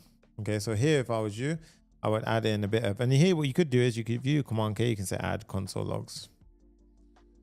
And now watch this. Cursor will go in and pop in some cursor. There you go. In this case, and now it will go ahead and help us out. So if I was to do the same thing, fetch transcript, and look at this. Now I want you to pay attention here. Enter. And as you can see, look, it's going to call that tool in a second. So you see how it reaches that point, and now you can see this is proof that it actually hit that tool. You see this fetch transcript with 253 segments. So we actually have an AI agent working right now. Of course, the output is not ideal. It's not, shown in the right way, but we've already set up our first tool, guys. So firstly, well done. We did that, right? That's absolutely awesome. Now let's go ahead and firstly optimize the output so it looks a bit nicer, and then we can carry on with the rest of the tool calls. Okay, so let's go ahead and do that right now. So where we have the tool itself, the tool call, in this, let's fix the AI agent chat, and then we can come back to this. So right now the AI agent chat looks very, very ugly. I don't like how it looks. So we're going to go ahead and fix this, and we're going to use a couple of things. We're going to have React Markdown. So we're going to install React Markdown. So React Markdown. So this one here, React Markdown. Quick little wall break while that installs. And then we're going to render that out. So where we have our user message here, we're going to say React Markdown like this. And here my intelligence sucks right now. I don't know why that's happening, but we're going to go ahead and pop that in. Okay, now, we have a bit of a nicer output. Okay, already much nicer. Cool. And the next one we're going to use is prose. Now, prose is actually coming from, so on the div, the surrounding div, you know what? In fact, this is actually going to be surrounded in another div, because I think we actually have, yes. So our user message, this is going to represent the user message. And eventually we'll have some checks which will make sense for this. We're going to have a div around this user message. And here we're going to have prose. And now you can see nothing happened, right? Well, prose is actually for Tailwind. So if we type in Tailwind prose, it'll pop up with typography. Okay. Now you can see here, install the plugin from npm. So npm-d. So in this case, let's go ahead and install that. So pm install-d typography. And then we have to install it in our CSS file. So in this case, CSS, globals.css. And here you got plugin, Tailwind CSS animate. We're going to add in the Tailwind CSS typography. Tailwind CSS typography. And as you can see, boom, we hit save. And look at that. Nice, guys. Look at that already. You see how it's now presenting it in the perfect way, right? And obviously that's kind of big, so we don't want it that big. So we can say prose, small, a bit more small than nice. Max width, none. I'm gonna say the text should be white, because we actually want to have this on a gray background. All right, this is for the user message. So we're actually, you know what, I'm not gonna do that right now. We'll keep it default for now, like so. Okay. So for now, this is every message, to be fair. Okay. So in this case, firstly, that's already much better. Right, and you can see now, if we were to ask a fresh chat, you can already see, I mean, this is already kind of cool. I can say, hi there, what's this video about? And I want to show you something, right? If I just say, what is this video about? It uses its understanding of the tools the description of any kind of environment variable. And as you can see, let me fetch the transcript so I can give you more specific details about what's covered in the video. So what it did was, in order to answer my question, it used the tools available and it fetched the transcript. And then based on the transcript's response, it went ahead and figured out what the video was about. Can you see the difference between an AI agent versus a normal chatbot now? That's huge. Okay, so that is a prime example of what you can do. And then we just touched the surface so far. Okay, so in this case now, let's go ahead and we're going to pick the speed up a bit because we've actually got quite a lot to do now, right? So in this case, we've got the messages here. Now, the first main thing here is we're going to go ahead and firstly check if it's an assistant message, which means did the system reply or was it us? Okay, so that's the first thing we want to do. So the first thing is I want to check if, we're going to have a div at the top level here. And this is going to be the following. I'm going to surround everything else in this. And what we're doing here, guys, is we're creating a class name, max width 85% of the container. And then we're saying if the role is user, then background should be blue or it should be a gray background. Round the corners off with a bit of padding. Now, as you can see, look at that. We've got this kind of pop in, right? And then what we do is, so this is just the surrounding message kind of thing. So, if it's a user, pops in there and so forth. The next step is we should check if it's an assistant, otherwise it's a user message. So what we do is we say if an assistant message, else it's going to be this. So what I could do for now is I could just copy and paste that just to showcase something. Why is this freaking out? Yep, there we go. And now you can see we've got this kind of flow. So this would be assistant message, else this would be a user message. Okay. Now here, what I can do is I can say the text should be white. And now you can see, we've already got some separation. But again, annoyingly, we haven't got the right sizing. So what we do is we set a flex. Flex makes sure we don't use the maximum amount of width if we don't need it.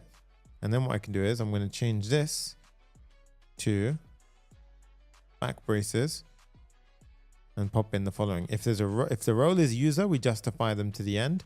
Otherwise, we justify it to the start. And now you can see, look at that. And by the way, I can keep talking about this. I can say, repeat your last sentence. And you can see here, would you like me to elaborate on any specific part of the video? Let's see what it says. Final thoughts. The presenter is very enthused about calling a best tracking gadget. Also, it repeated their last sentence. Yeah, but you can see right there, that's how we went in and done it. So I could also prove that it has context here. I could be like, what questions have I asked so far? And you can see, and also I want to fix the scrolling behavior. So I want it to automatically scroll to the bottom. See, look, questions. Hi there. What's this video about? Or repeat your last sentence. Is there any specific? You see, so it's proof that it has context behind this. Okay.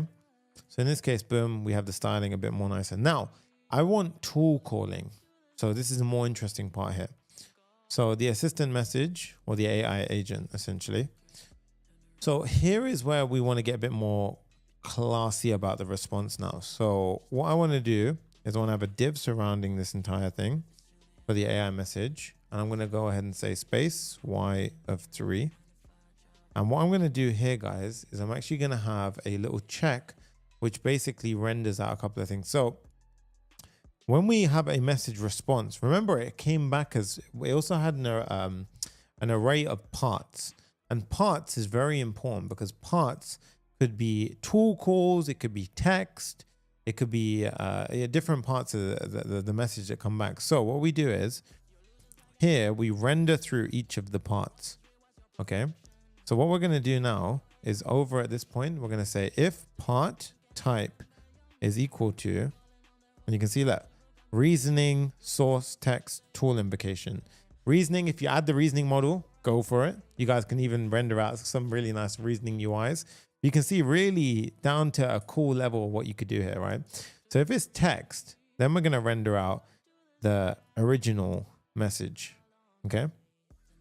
If part.type equals tool invocation, then we're going to go ahead and render out a tool call. So this tool call is going to be a bit more interesting. And then what I'm going to do here is I'm just going to pop a div for now. So just an empty div. And then after all of that, we're just going to put a no here so I can hit save. So let's just do a quick little check here. Okay, so firstly, let's fix some of this. Missing key prop. So this key should be for the this one's going to be the index. Maybe that's fine. Okay, so let's break down what I just did. So we're doing a map. If the part is type text, then we have a ternary, which is this is the if, and then this is the else. If it's part type invocation, then we've got the if, this is true, else it returns no. Okay, so we've got a double ternary. Okay, and obviously you can refactor this as you need to.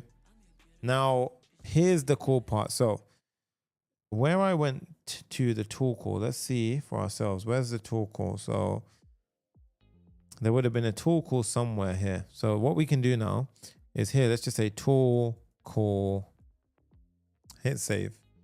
And as you see, look, tool call. All right, so let's give it a try now. I'm gonna say get the transcript. And now watch this. Wait for it. So it goes ahead and does this. You see how that, if it does a tool call. So here we should be rendering out the tool call. Right? So we should be doing something interesting like that. And why is it doubling up here? This is not right. Okay, so obviously it's not rendering out correctly. So let's figure out what the hell's going on. So what we need to now do is basically have a, we're gonna have a div. So this bit's a bit messy. So we're gonna have a div with the tool call. Now inside of here, we're gonna have a div where we're gonna create a function called format tool invocation, and I'll show you what goes on here. And then we're also gonna have another element here. So just bear with me. Trust me, it'll make sense once we get this down. So we're gonna have a part being rendered out. So in this case, tool part. I will show you what that is. So tool part is effectively, let's go to the top. Tool invocation we import from AI. So we're going to create a helper function here, which is going to help us format the output of the tool.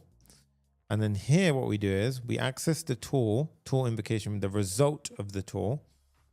And then we basically go ahead and render out what we need to. So why is this freaking out? There's not resistance. And that's because we actually create our own custom tool invocation.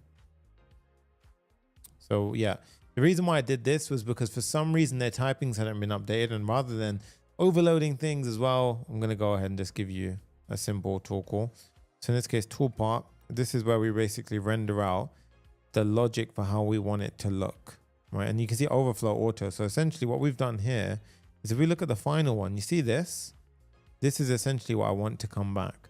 You see where it says tool used and then it shows the entire tool. So format tool invocation, we need to create that. And this one is very simple, to be fair. I'll show you what we do. We basically create a helper function at the top of the file. And we just say, if we know the file name, if we don't know it, return unknown tool. Otherwise, return a string which says tool used, and we just do part tool invocation tool name. Okay. So now with that in check, let's give it a try. Let's say hi there. Hi there, give me, or let's just say give me transcript.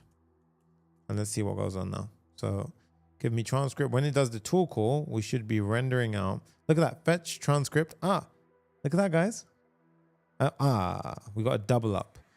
So I need to figure out why it's doubling up. But we're almost getting there.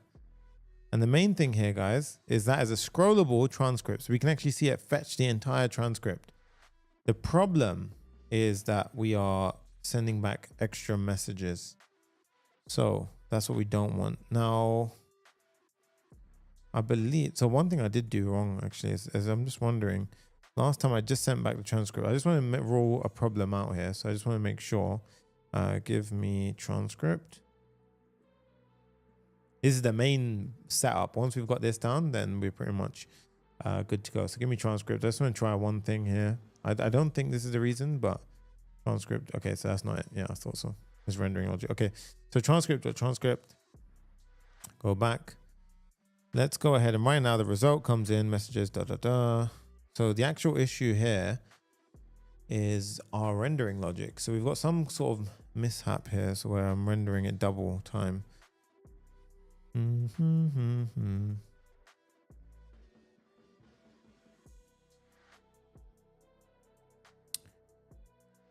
Messages.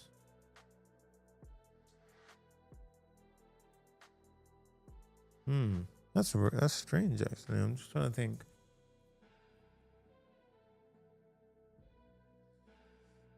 Okay, we're gonna have to figure out why I'm getting a double here, but that's annoying. We're gonna have to figure this one out. So hi, I just want to check something. Let's see. Hi there, get me more info. And you can see now it's going to use its tool, most likely. I'm fetching transcript, tool used, fetch transcript, and then boom, it fetched the transcript. And then we've got it's that part that's very strange. It's sending back a double. So I think I'm just doing something silly in the route.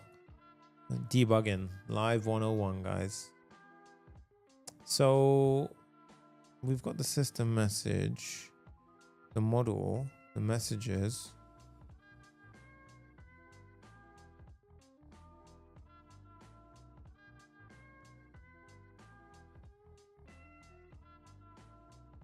Now, what's different about this versus mine? We've got messages.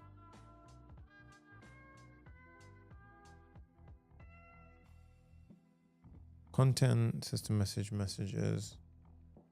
Right, that's the same thing. Get me transcript. All right, so what we do now is we start ruling out errors. So what we can do is we can just say, let's give this one more try. Let's see, is it doubling up again? Yeah, it is doubling up again. Very strange. Interesting. Why is that doubling up under there? Oh, I think I know what's going on. We actually render it out twice, I think. So we've got the div, we got the M assistant and the user message.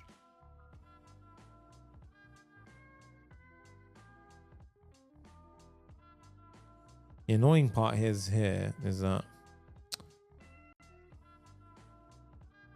so right now the bit I'm debugging is we shouldn't see video transcript twice. That's the annoying thing.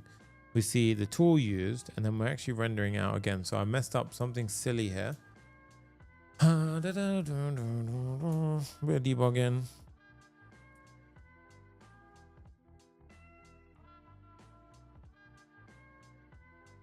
Messages.map. Yeah, the Siren 4.5 cost is insanity. I agree with you on that one. Return title, return videos, return transcript. No, so that's all good. I think it's more down to the actual output of the.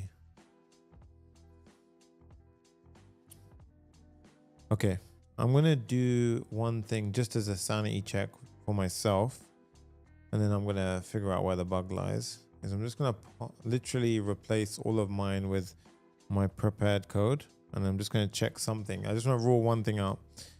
Messages length is 0.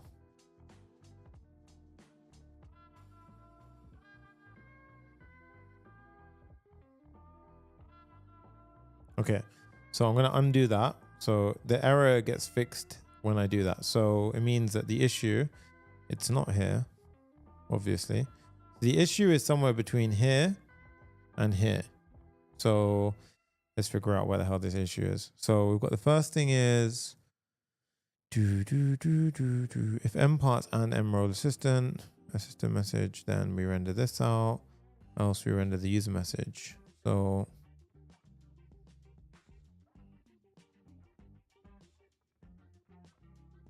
wait a minute. Now it's fixed. What? Hi. Let's say get me transcript.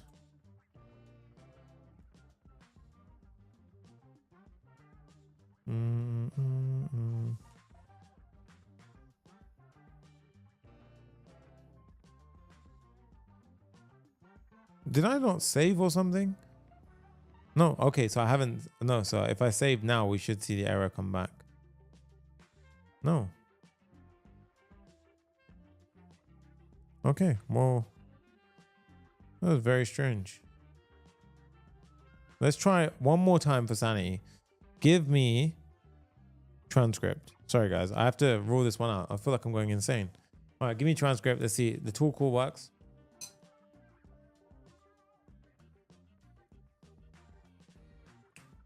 Well, firstly, the nested transcript. So I want to just make sure. YouTube transcript, fetch transcript.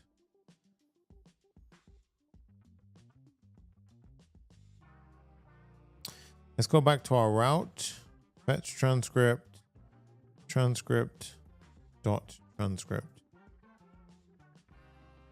And now, because I don't want it to say transcript, transcript. That's silly. Get me transcript.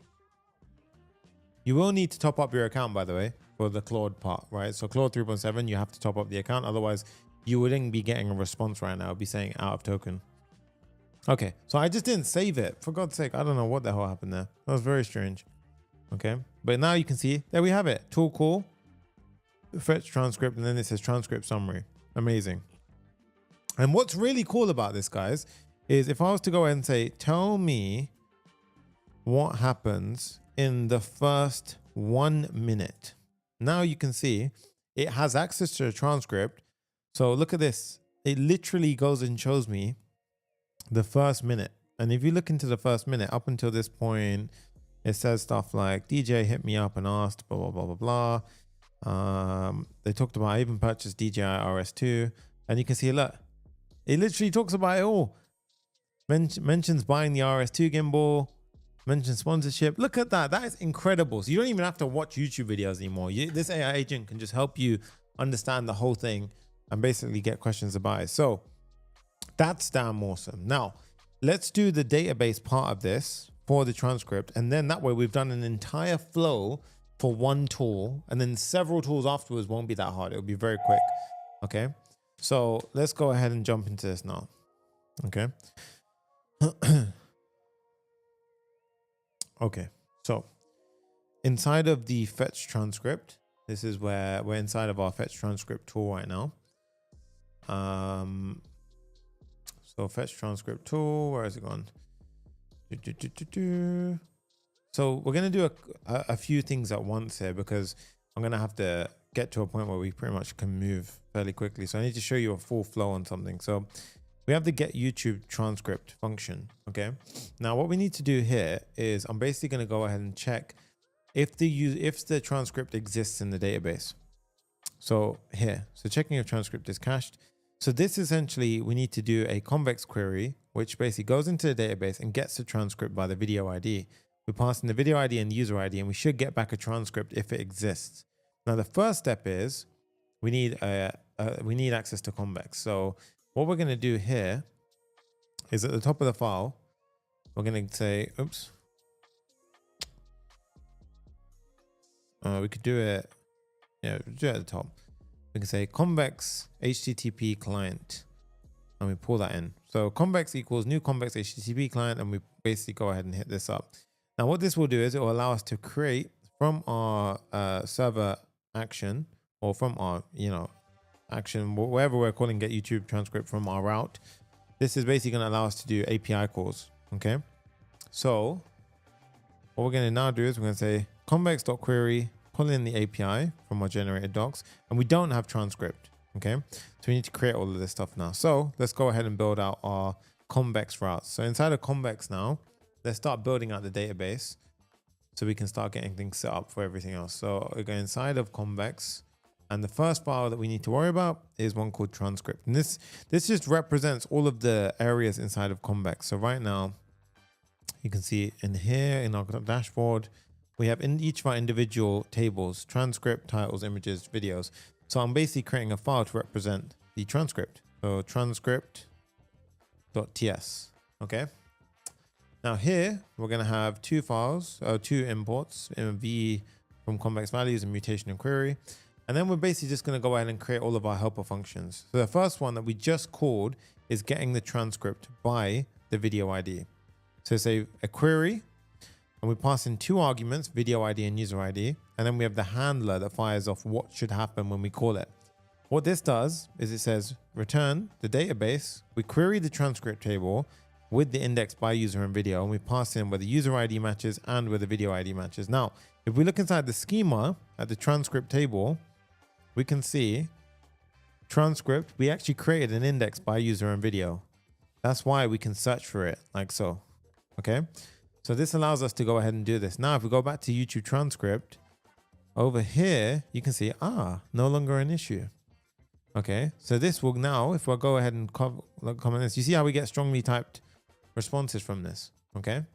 So that makes things very, very nice. Okay. So once we have that down, what we're going to do is go back into YouTube transcript, and we're basically going to go ahead and I'm going to create the rest of the mutation functions that we may need.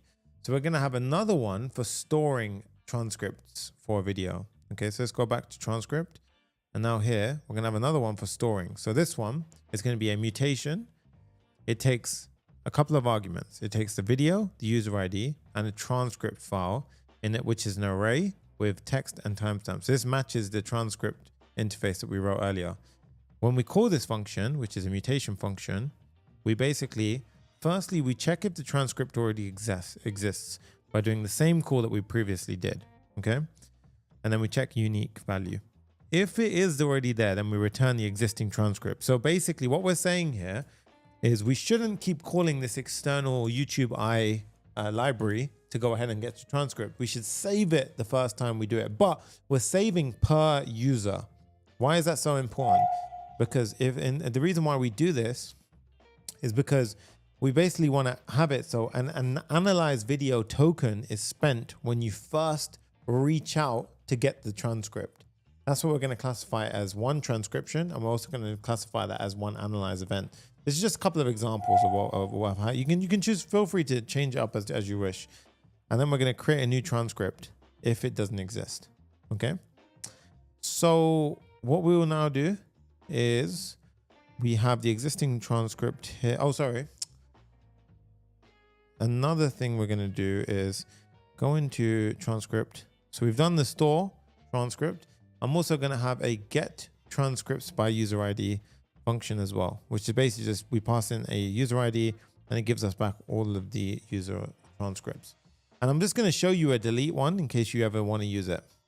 So this is just from bonus if you want to go ahead and use it.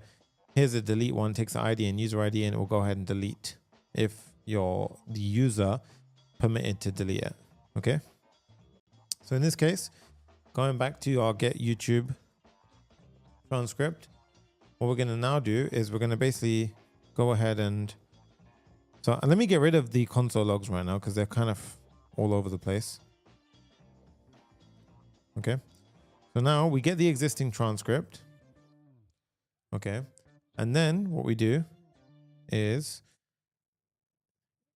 if the existing transcript is there, we return it. So the way I'm going to do this is we basically have the following. We say, if there is an existing transcript, we console log and we say transcript found in database, and we return two things. We return the transcript, which is the existing transcript.transcript. Okay. As well as the cache. And you see this video has already been cached, accessing cache transcript instead of using a token. Now, why is this so incredibly powerful, guys? Because what's actually happening here is you see I can just like fuzzy logic pass over information to our model, and I can basically write whatever I want. And this is basically talking to my model through a response. Okay. So if there's an existing transcript, this is what's going to go back to it. Now, if it's not in there, then what we're going to do is we're going to go ahead and fetch the transcript. So at this point, I'm going to have a try catch block. And then here we can go ahead and say, okay, try and fetch it. If for whatever reason there was an error, then we're just going to return an error saying error fetching the transcript, return no, but then we'll return a cache error saying error fetching transcript. Otherwise, why is there an entire try catch block?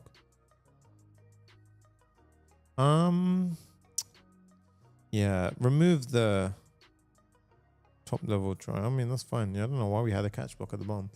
Very strange. So otherwise we try and fetch a transcript. Now, when we fetch a transcript, what we're going to do is we're going to store the transcript in the database by doing the following. I'm going to say convex mutation, store transcript, and pass in the following required fields. Okay. Now, once we've done that, we just simply return the transcript that we stored. And we say this video was transcribed using a token. The transcript is now saved in the database. That all sounds good, but we didn't actually track it for the user. So how do we track it for the user? That's the final step. Okay. Well, the way we do it for that, what we do is we basically go ahead and we're going to create a helper file. So lib, we're going to create a schematic.ts file. And what we're going to have here is essentially a helper file. So we do import schematic client, we check for the key, and then we basically render out a new client. We pass in the API key, schematic API key. And I believe I have this already in the env file. So yep, we did. We set that up yesterday. And then we're going to pass in flag checks no, because we don't want to cache any values. Okay. Now back over here, what we can do is we can basically handle tracking now. So what we do to track a user's event. So whenever we remember those quotas that we set up yesterday, with regards to schematic, if we want to track one of the user's 300 allowed analysis or transcription events, for example, then what we do is we need to just send a simple client.track event function. Okay, so what we do here is we say await client dot, and then I need to import my client from schematic dot track, and you can see I can pass in the event, and then here I'm going to have the feature flag that we used yesterday. So remember we set up our feature flags. I'm going to import that. I'm going to import the enum. And now you can see, look, feature flag.transcription. And then you can see .event. So this way, if I go in over here, the transcription event was transcribe. Okay. Then what I do is I have to pass in two keys. Remember the company level keys and the user level keys. These are essential. And the way we do that is we pass in the company level key, which is company with the ID of user, the user as well as a user ID. So both of these are always required. Okay, you have to send both in. Okay, so that's how we track the action. Now what I'm going to do is after all that's done, what I'd recommend is then you can add console logs. Add console logs to explain what's going on. And this is handy for your debugging more so. Okay. So you can go ahead and say successfully received, tracking schematic transcription. And now this is a kind of handy way of, if I was you guys, to go ahead and just see what's going on now. So let's run this and see what the hell happens.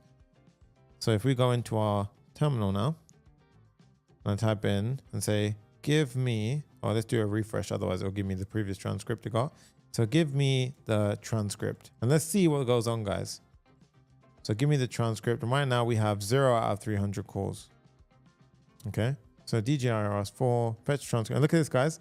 Starting transcript, storing transcript in database. So notice how it's stored in the database, right? And it gave me back the transcript and everything inside of it. And then at the bottom, we should see cache. This video was transcribed using a token. The transcript is now saved in the database. And I'll show you a nicer way of presenting that. But if I was to go down now, look at that. 1 out of 300, guys, transcription. And the way to test it now, if you go into schematic, go to your dashboard, and I want to show you, go to your events. So inside of your schematic dashboard, go to your events, and you see, look, transcription event, transcribe. We click into it. This was enriched, transcribe event, attribute ingested to company and user. You should see that both the company and the user are attributed. If it's not, one isn't there, then something went wrong. Yeah, and it could be on schematic side as well. So this is a bug that we've been working on, but now it seems stable and it's all fixed. Okay. So in this case, this is where you want to check. So these are identify events, but the transcribe is the main one that basically says that, yep, he used a transcription. Okay. So in this case now, if I was to go ahead and do, for example, if I try again now, so if I refresh, now what we should see, guys, I'm going to do one little modification here to the tool. So if I go to my tool, which was fetch transcript. And you see the cache. I'm going to return that above the transcript. So that way it comes up a bit more nicer. Okay. So what I'm going to do now is I'm going to go ahead and say, get me the transcript. And I want you to pay attention. Look, before we stored it in the database, now it should fetch it from the database. So get me the transcript. And this is where we save ourselves a token. So transcript, blah, blah, blah, I'll fetch. And also it's way faster now. Look at that. The video's already been transcribed, accessing cached transcript. And look at this. Transcript found in database for video. And now you can see, look, we didn't count it as a transcription event. So you only transcribe once per video, which is awesome. So this is kind of a tactic that you can go ahead and use yourself. And as you can see now, it's going to be way quicker in the future. And this is handy for things which could have taken a bit more time. So video's already been transcribed, accessing cached transcription. And also look at this. It says, good news, I've retrieved the transcript, which means we've already transcribed the video, saving you tokens. Hey. So we even told it in the system prompt. Can everyone see how clever this is now, right? It's truly getting to that core point now, right? So now the next step is, let's do the analyze video, right? So analyze video is the next tool that we kind of wanted to, I don't know if that's actually the tool part. I think this one's actually going to be really more around the analyze video happens when we actually search for a page. So once we land on the analysis page, remember this bit? We did it on the, we actually did the analysis part when we sent the analyze YouTube video. So here, so we need to add a tracking event here. So the analyze YouTube video. So what we need to do here is get video from ID. I think it was inside of, oh yeah, sorry, I forgot to add it in. Okay, so what we're actually going to add in, so we want to know, so the way that we're going to set this up is if you go to a video for the first time, we should count that as one analyze video event. Okay, so we're basically going to go ahead and count that as one video analyze event. So if I was to go ahead and go to this one, analyze, so coming here should talk, like add on one here for the first time only. So we're going to basically create a helper function called create or get video. And that's where we're going to track that event. And you can see we've already got one transcription. And then also when we land on the page, we're going to transcribe automatically. So I'm going to show you how we can do that. Okay. So inside of analysis, what we're going to do is we're going to have a video parameter. So we're going to have a piece of state. We're going to have a document. And you see it right now is nothing there. We're going to have the user object, which we already, we can get access to very simply, like so. And then we're going to have a use effect, and the use effect is going to trigger when the page is rendered. So when the page mounts, we're going to render this use effect, and it's going to re-render when the video ID changes or the user. Okay. Import that from React. Now, if there is no user ID, we simply return from the function. Okay. The next step is we're going to have a fetch video function inside of it. So this fetch video function is going to be called, let's go ahead and say fetch video. Fetch video. Like so. And then the fetch video, what we're going to do is where we're going to actually analyze the video. So we're basically going to go ahead and say, create or get video, and we pass in the video ID as a string, and we pass in the user ID. Now, the golden part about this is if the video already, so what we're going to do is we're actually adding it into so transcripts we've started to add already, but inside of videos, we're going to add in a record here, and that record is what we're going to use to determine if the user had already set it or not. Now, if there was a problem at any point, we're going to add a toast notification, which we're going to implement afterwards. So if there was an error at any point, we're going to say, whoa, toast error. And that's going to say error creating or getting a video. Otherwise, we set the video to the response data. Okay. So we need to create this create or get video helper function. So all I'm going to do now is create a helper function called create or get video. Create or get video.ts. And now in here, this is going to be a use server function. Oh, so a server action, sorry. I'm going to have a bunch of different helper functions. Well, actually, we'll do that step by step. So the first step is we're going to have a type that we're going to return, which is going to be called video response. This is going to be the response type, right? Now, the second one is going to be the actual function signature. So here you can see we have a video ID and user ID that we pass in, and it returns a video response. Okay, so two things: we need to get the convex client and we need to get the current user.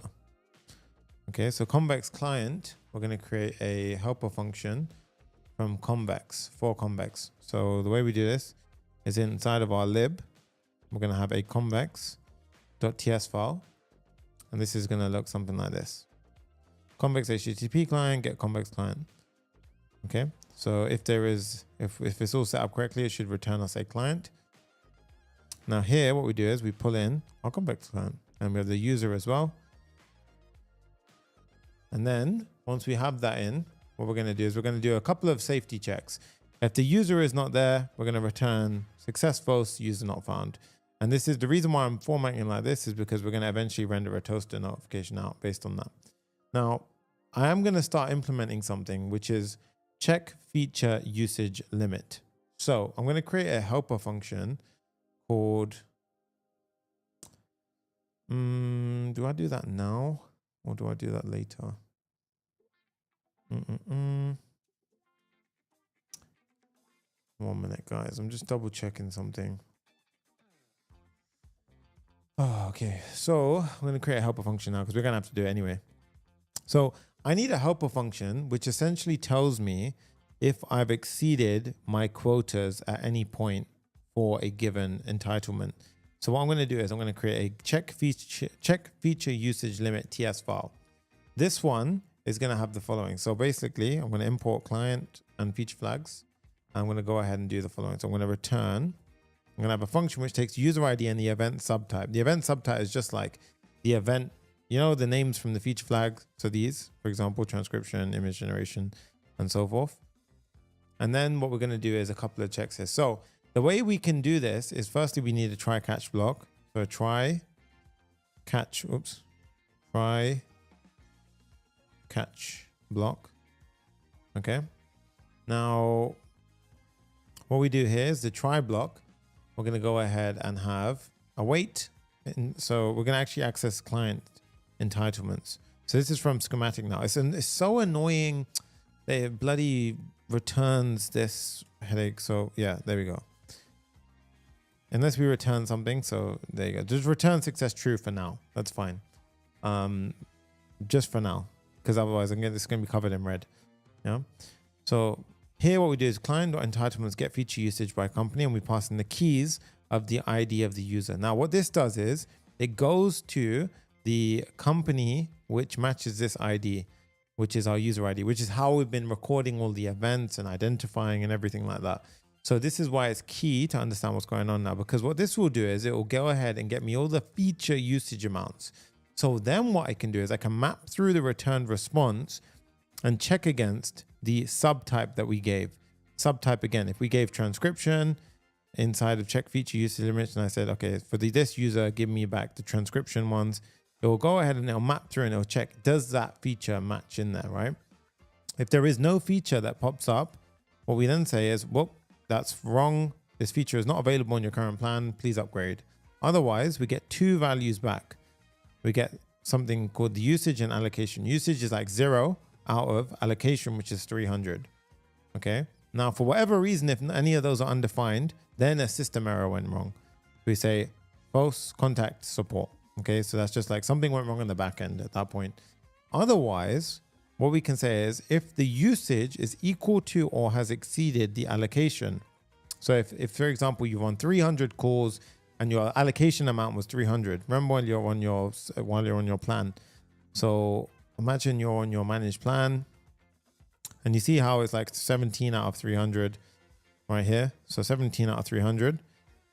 So for this, for example, if you've exceeded your usage, then we should go ahead and actually render it out on the screen saying, whoa, you actually exceeded your usage limit. So what we do is we say, if you exceeded it, we return the following. I'll explain this in a sec. Otherwise, if we passed all of that, you're okay. You're good. You got through it. Okay. So find the display. Okay, so what we're doing here is we're basically mapping through the feature flag names. And this is just essentially going ahead and giving us the display friendly name. Okay, so if we did, otherwise it won't look, it'll be like, this is kind of overkill.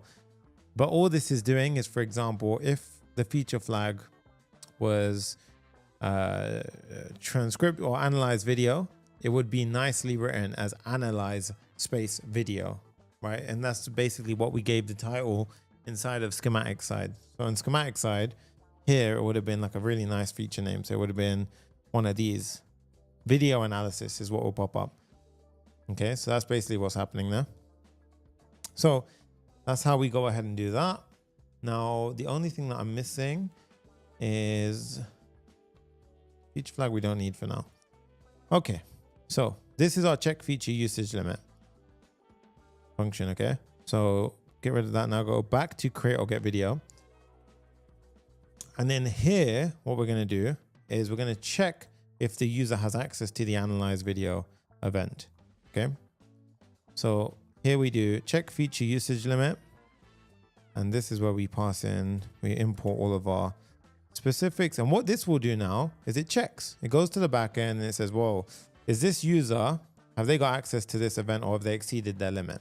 Well, if it wasn't a success and something went wrong, then we can go ahead and pop it in. So in this case, system error, if you try turning on off and on again, you should do that, right? So in this case, if it was not a success, it can be confusing, but if not success, and retreat, then say false and give back the error. Otherwise, we jump into a try catch block. Okay. Now the catch block is going to basically go ahead and return an error. Now the try block is where we do all of our next steps. So the first step is we basically go ahead and get the video by ID. So we don't have this yet. So let's pull in our API. You see, we don't have the videos file yet. So at this point we have to pause. And this is where we create our helper files for our videos table. So inside of convex, we create a videos.ts. And this is where we create all of our mutations and everything for videos. So again, simple follow up the same way we did it before. The first step is to get all of the query to get all of the videos for a user. This takes no arguments. And all it does is it basically can go ahead and get the user identity. You can do it this way if you want to. This is just a helper function. I don't know if we even use this later on, but this is basically once we've set up that convex and Clerk connection. So this one we don't actually need right now, so we can get rid of that. But we want to do get video by ID. This one we do need. It takes a video ID and user ID, and it queries and passes us back the first value. And then we've also got creating a video entry, which takes a video ID and user ID, and it goes ahead and inserts into the videos table, the video and user ID, a record. And it's as simple as that, really. We just pass in a record with a video ID and user ID, and then we return back the video ID as the argument. Okay, so now you can see this is no longer erroring out because we've added that in. So if there was no video that was added, this is where we would basically do an analyze event. Okay, else the user's already come to this video before. Okay, so if the user already came to this point before, the video exists, no token needs to be spent. But otherwise here, what we say is analyze video for event, token will be spent. Okay, so this is essentially how it's starting to pop in. So Yatish goes, the pieces of the puzzle are finally beginning to fall into place. Yeah, I hope you guys understand that, like, because of schematic and because of Clerk and all of the tech that we use in convex as well, it's all capable in very small amount of code to basically get what we exactly want done, right? So at this point, what we do is we add in the video entry. That's step one. We create a video entry, which is the new video ID. Then what we do is we're going to go ahead and get the video entry. So do we need to? Yeah, no, we do, because we need the actual video ID. So we're going to add the video entry. We're going to get the video entry. And then we're going to track the event that happened. So remember what we did previously in schematic? Here is how we track. We say client, and we pull that from lib schematic. and we basically pop off a analyze video event. And we remember these are required. We always pass in the company and the user IDs, right? Once that's done, we can return success and with the new video and underneath the data. Okay. So that is essentially the step. So this will track a analyze event for the video. Okay. So now we're heading back into the analysis page. We can import, create or get video. And here we can go ahead and do the following. So at this point, I think we should add in the toast note. We'll add that in afterwards. I don't want to get too far ahead. So we've done the video here.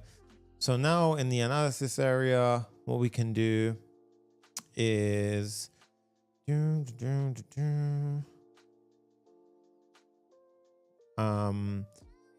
so what I actually did here was I created a video transcription status, right? Because this is a server, I'll show you what I mean by this, right? So this part, I don't want to spend too long on this, but while that process is happening, right? So here essentially, so when I come on the page for the first time, you see it will go ahead and be saving it to the database. Something will get fired off, and you see how it analyzed the event once.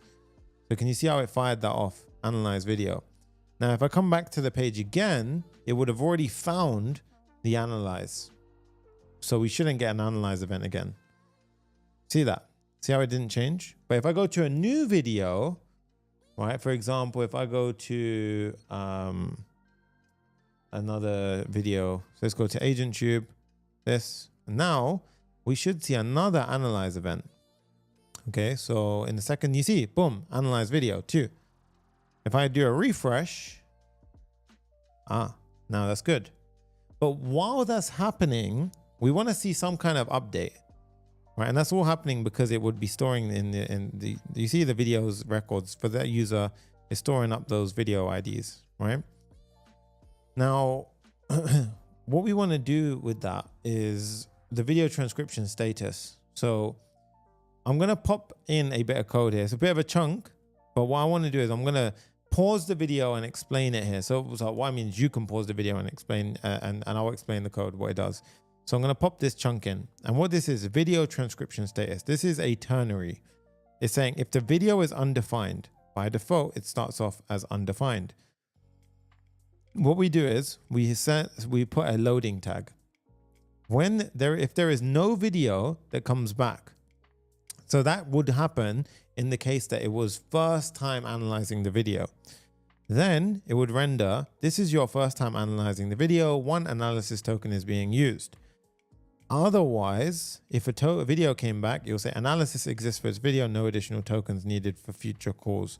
And this is just a simple bit of styling. And then what we do is we put this inside of our code, and we're going to put this underneath the usage at the top here. So video transcription status. So I'm going to put it here. Okay. Now let's give it a try. Now you can see, look, analysis. If I refresh the page, loading, and it will go ahead. Now we've got some kind of user feedback. So you see no token gets spent. If I go to another video now, for example, this one, you can see what I've been looking at. So in this case, if I was to go here, loading, and you see it won't find it inside the database. So this is the first time analyzing this video. One analysis token is being used. Notice how it went to 3. Okay. Now, if I was to refresh the page, right, watch what happens. Now, when it comes back to the page, no additional tokens. That way, if you ever come back to this page, you'll see straight off the bat now that, you don't get charged for that one because you've already analyzed that in the past, which means it's already been stored in here. That's pretty cool, right? And now what we do is we do the same thing with the transcription. So transcription is, so ternary operator renders this or that or this other thing. But essentially, that's what we just did, yeah. So this is basically, this ternary is like, if it's this, then render that, or if it's that, or it's that. So in this case, we chained on 2 ternaries, yeah?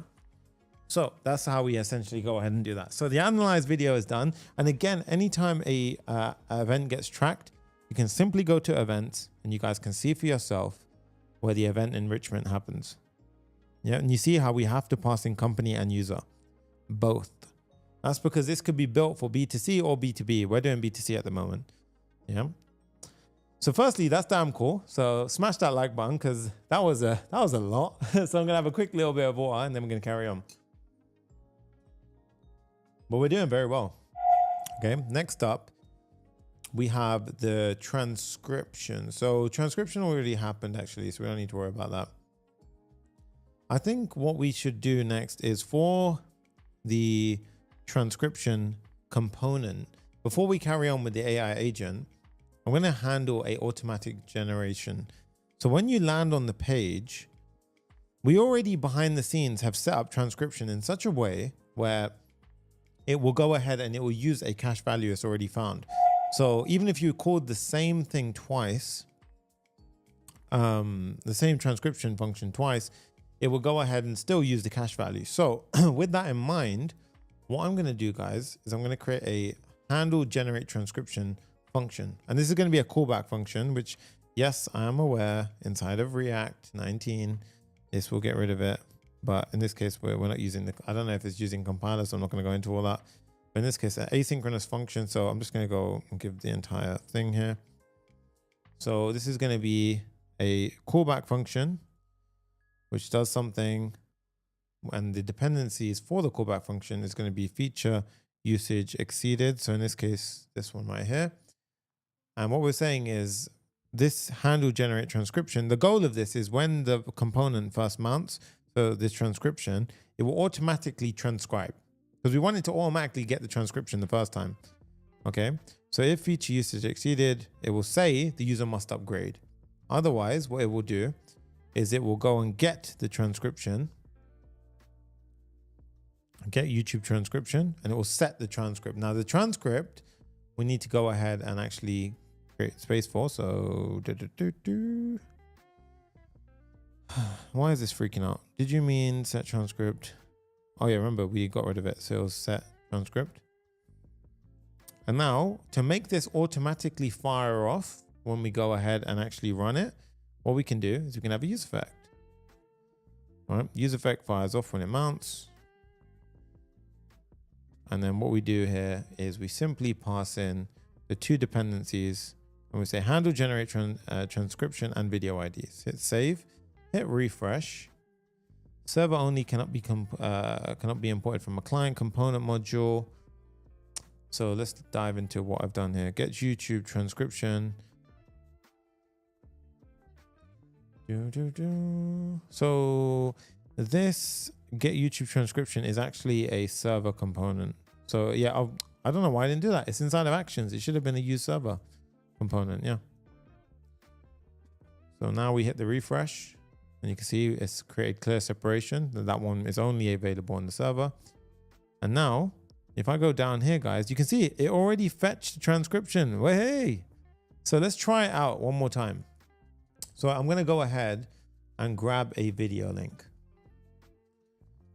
and now analyze it. So what we can see here is if I go down here, a transcription will get generated. Boom, we have a transcription and the transcription went up by 1. Same here, boom, analysis went up by 1 and then it went ahead and synchronized itself. If for any reason it ever gets stuck, you can just simply do a refresh and we can figure out what's going on. But right now you can see, look at that. We have a transcript in the transcription box looking fresh. And if I was to now go ahead and say, get me the transcript, because we've already done it, now when it fetches the transcript via the tool call, it will get the cached version. Wait for it. Yeah, there you go. Video has already been transcribed, accessing cached transcript. Boom. That's pretty damn cool. It's pretty damn cool. Yeah, all of that's happening. Now, here's the cool part. We've actually done most of the hard work now. We've already set up our tracking. We've already set up our first tool. Now we repeat, oh God, now we repeat the process for image, thumbnail, titles, all that stuff. And then we lock off the user based on their tier and then we deploy and we are done. Okay, so let's go ahead and do this. So we're doing awesome on timing, guys. Let's go ahead. I told you this would be a bigger day, so buckle up. This is going to be a big one. Just don't freak out. Let's go ahead and just lock in and get it done. Okay. So what I'm actually going to do here on the AI agent chat is we're going to limit at 2 points. We're going to limit at 1 point on the UI and we're going to limit on the back end to make sure that no one can ever accidentally try and ask it you know, if I grayed out a button here, for example, generate title, that even if they did type it in manually, it would still at the back end say, no, you're not allowed to do that. Okay. So the way we do this is on the front end, what we can do is in the AI agent chat at the top, we're going to have 4 checks. Use schematic flag. Well, firstly, let me import all of my requirements. So use schematic flag basically gives us back a value of is it enabled or not. And it basically just checks feature flags. So script generation, image generation, title generation, and is video analysis available. All of this is basically just toggled on or off depending on your subscription. So this will change based on what subscription you're on. So these are flags that I can now use to conditionally render the UI elements on the page. Okay, so very, very simple. So what I can now do is I can have different buttons on my page, which will allow me to go ahead and do things like the generation of the scripts and so forth. So underneath, ask a question. So at the top level, so we have 1, 2, 3, 1, 2, 3. So here, essentially. So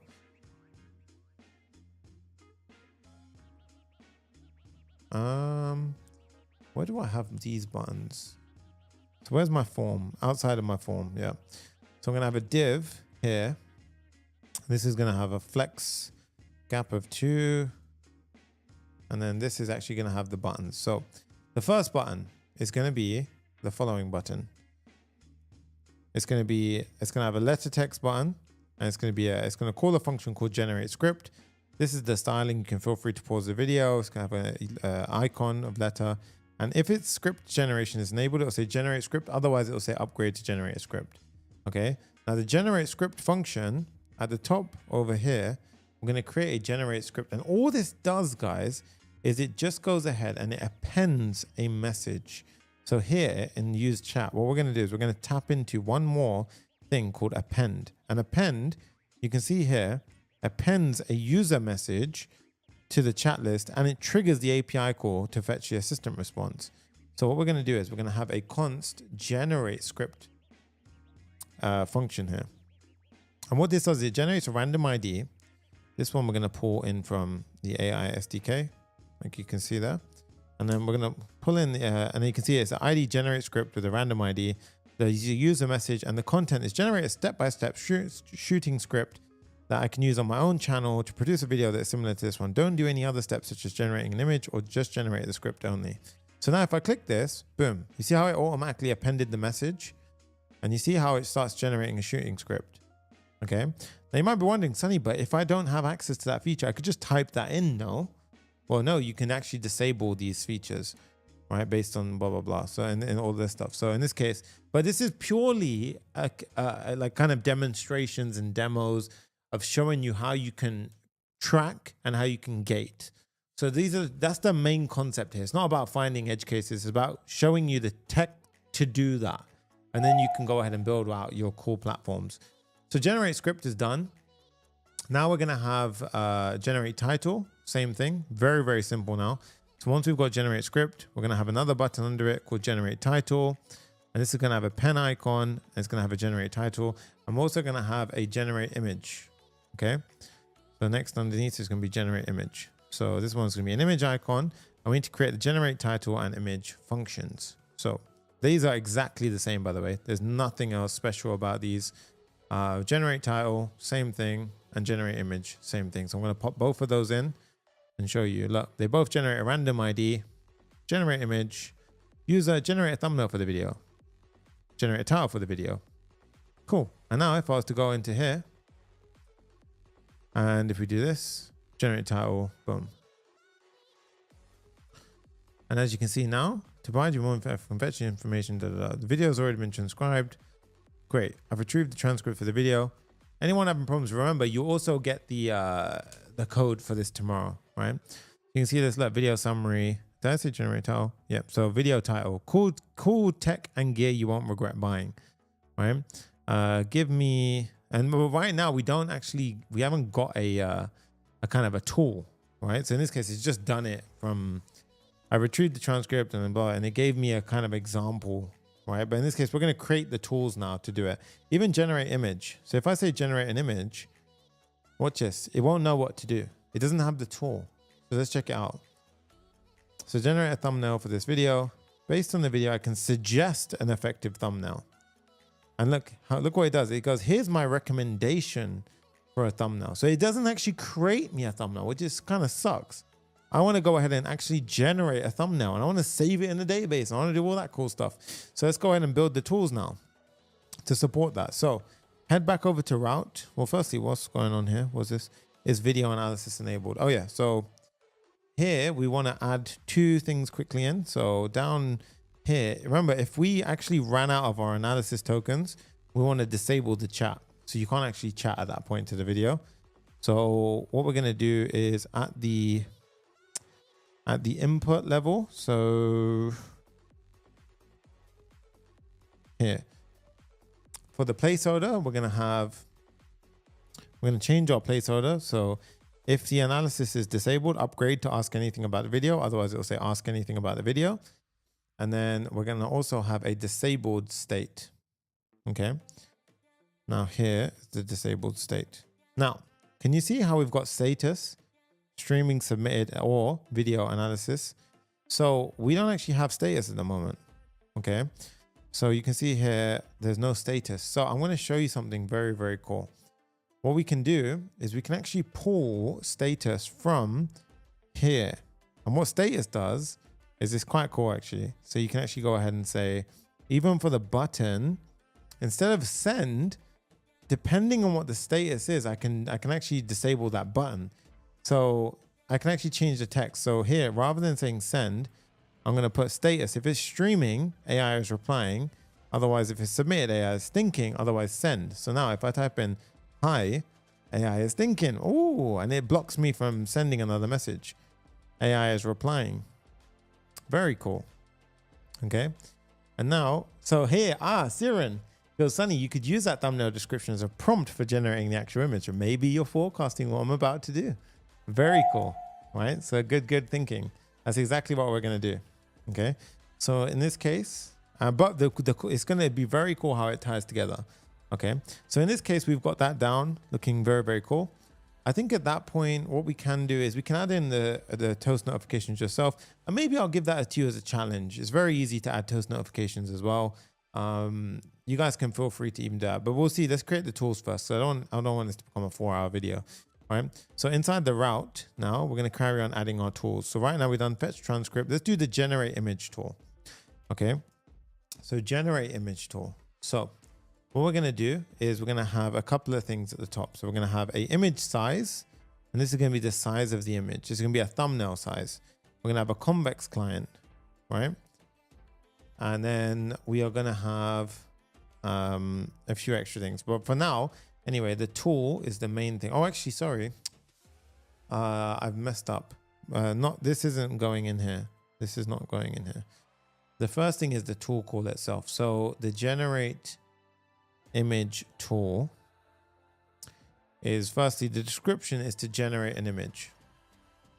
The description is to generate an image. And again, this is for the tool itself. And then the parameters are a prompt and a video ID. That's the two things that we're going to expect the agent to give. So this is essentially describing to the agent that you need to give the prompt to generate an image for and the YouTube video ID. And then we got the execute function.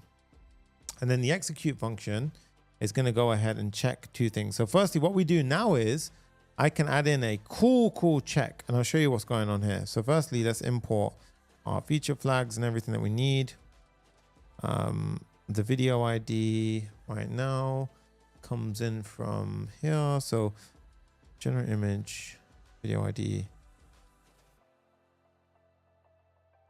generate image. Oh, sorry. This is a recursive call now. So generate image tool. Let's call this one generate image function. Let's do actual image. Let's call this one image generation image. Let's call this DALI image generation. Okay, so right now we don't have this created. Okay, so pause on that bit. Here, the schematic context is going to be something I'm going to have at the top here. So schematic context is just going to be a layout. It's going to be company and ID. So it's going to be something like this. And what we can do is we can actually store that over. here. And this is where we can basically pass in the user ID as well. So the user ID, which is a string. We can just change this to be the user ID. Right, so we've got the schematic context. Now, why do I need that? Because what we're doing here is this has to be, sorry, above here. So what we're doing is we're doing a server check to say, is image generation enabled on the server? So we're doing a server side check where we check the flag, schematic context, we pass in the company and user ID and say, check for us on the server. Is this feature flag enabled? If it is not enabled, the user has to upgrade or they ran out of their quota. Otherwise, go ahead and generate an image for them. Okay. So now let's go ahead and do this DALL-E image generation section. Okay. So let's go ahead and create this DALL-E image generation. So this is going to be an action.ts. And then we're going to call this one export const DALL-E image generation. And this one will take a prompt and a video ID. Yes. Now this is where we need those things that I had previously. So this will take the image size and so forth. And then we would go ahead and do the following. So first things first, we're going to check if the user is logged in or not. We're going to have a bit of checks here. We're going to make sure that this is an asynchronous function. And then now we're going to combine models. So now we're going to use OpenAI, right? So OpenAI, you can use any image generation model here, right? So it's plug and play. You can do whatever you want to do. So at this point, if I go into my OpenAI console, OpenAI platform, API platform. So this is the one you actually want to go to.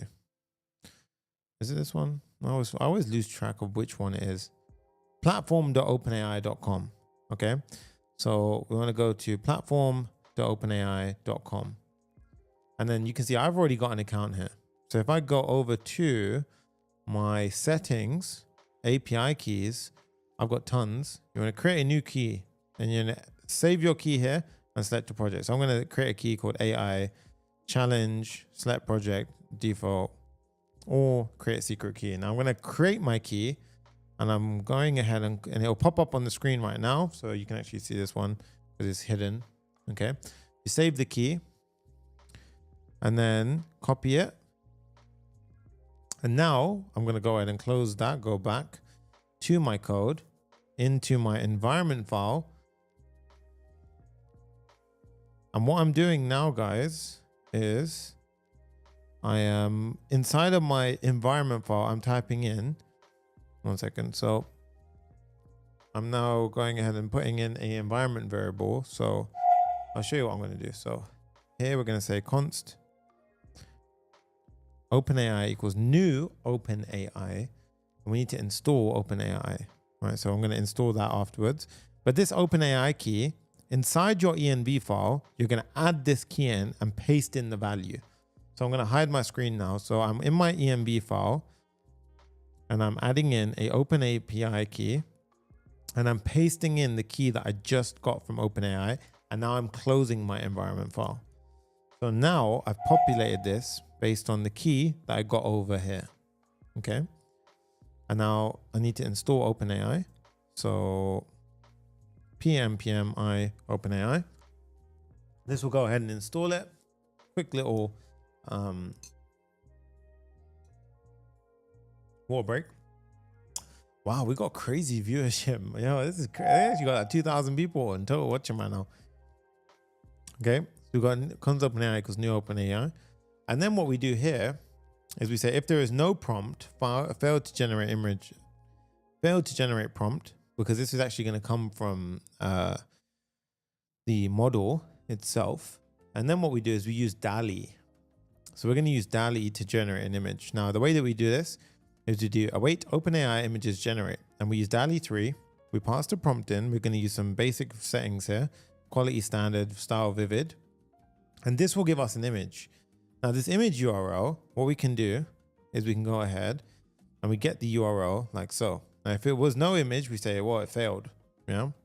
And then here's the interesting part.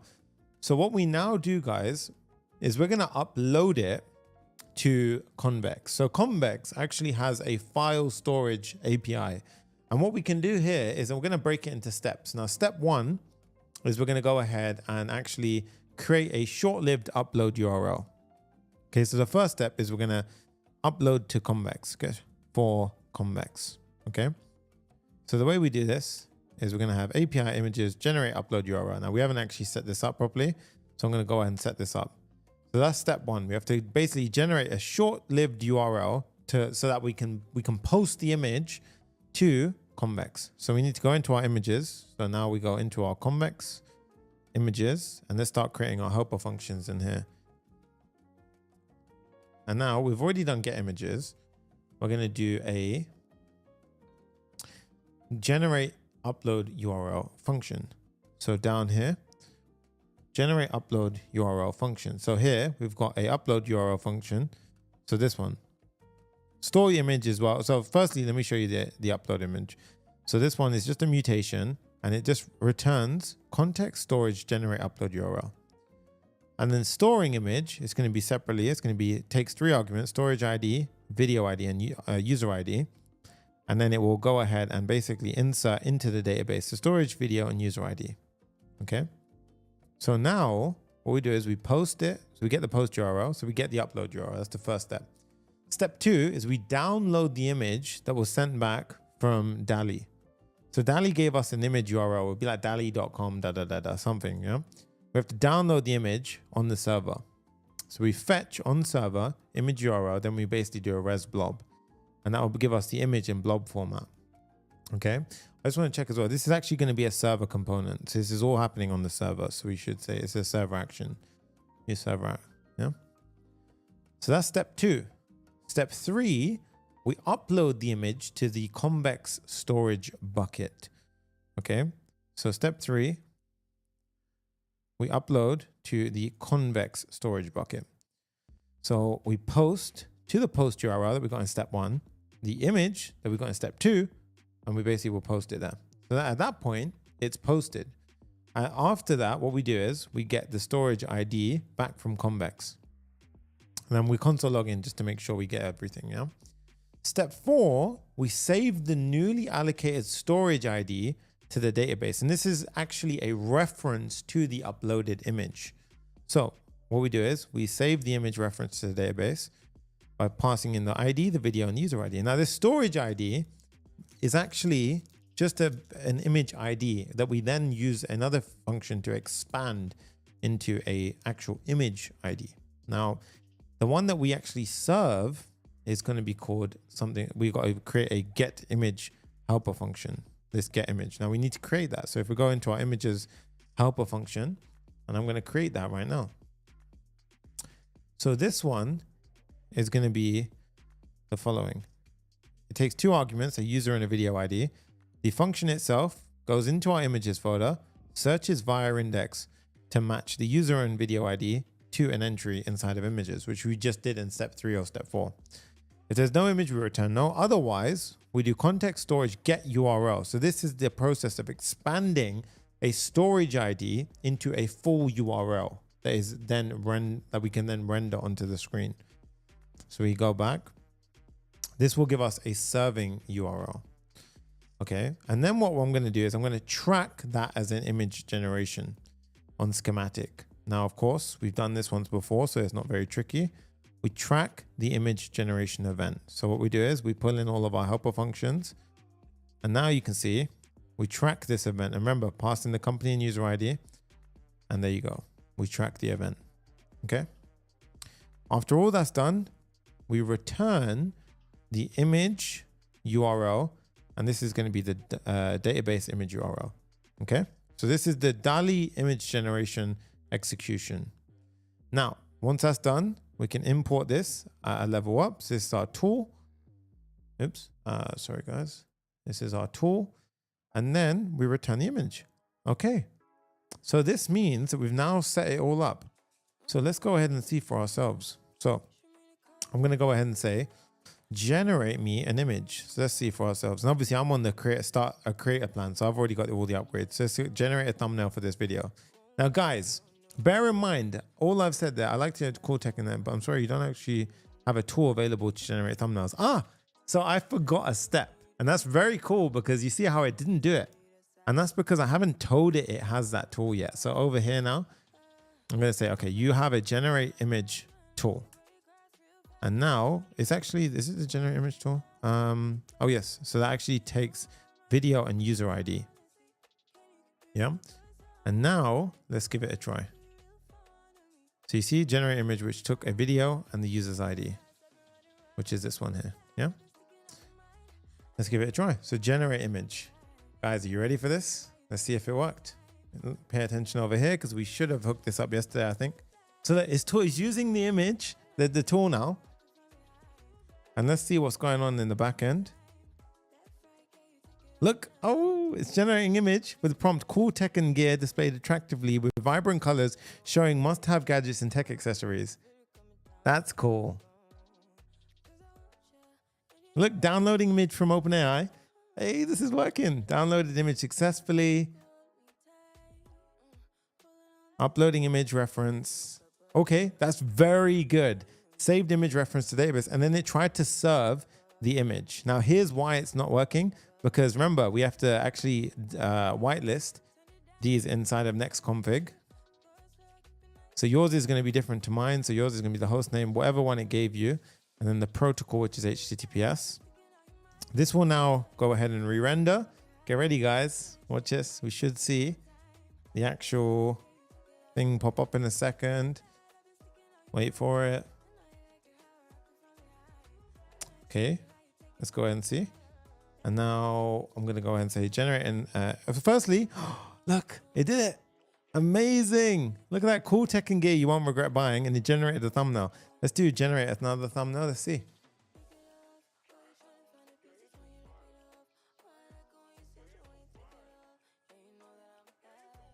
And look, generating a thumbnail. Now, don't even lie. That is damn cool, guys. Look at this. And it's replying. It's thinking about it. And now once that comes back, we should see. Wait for it.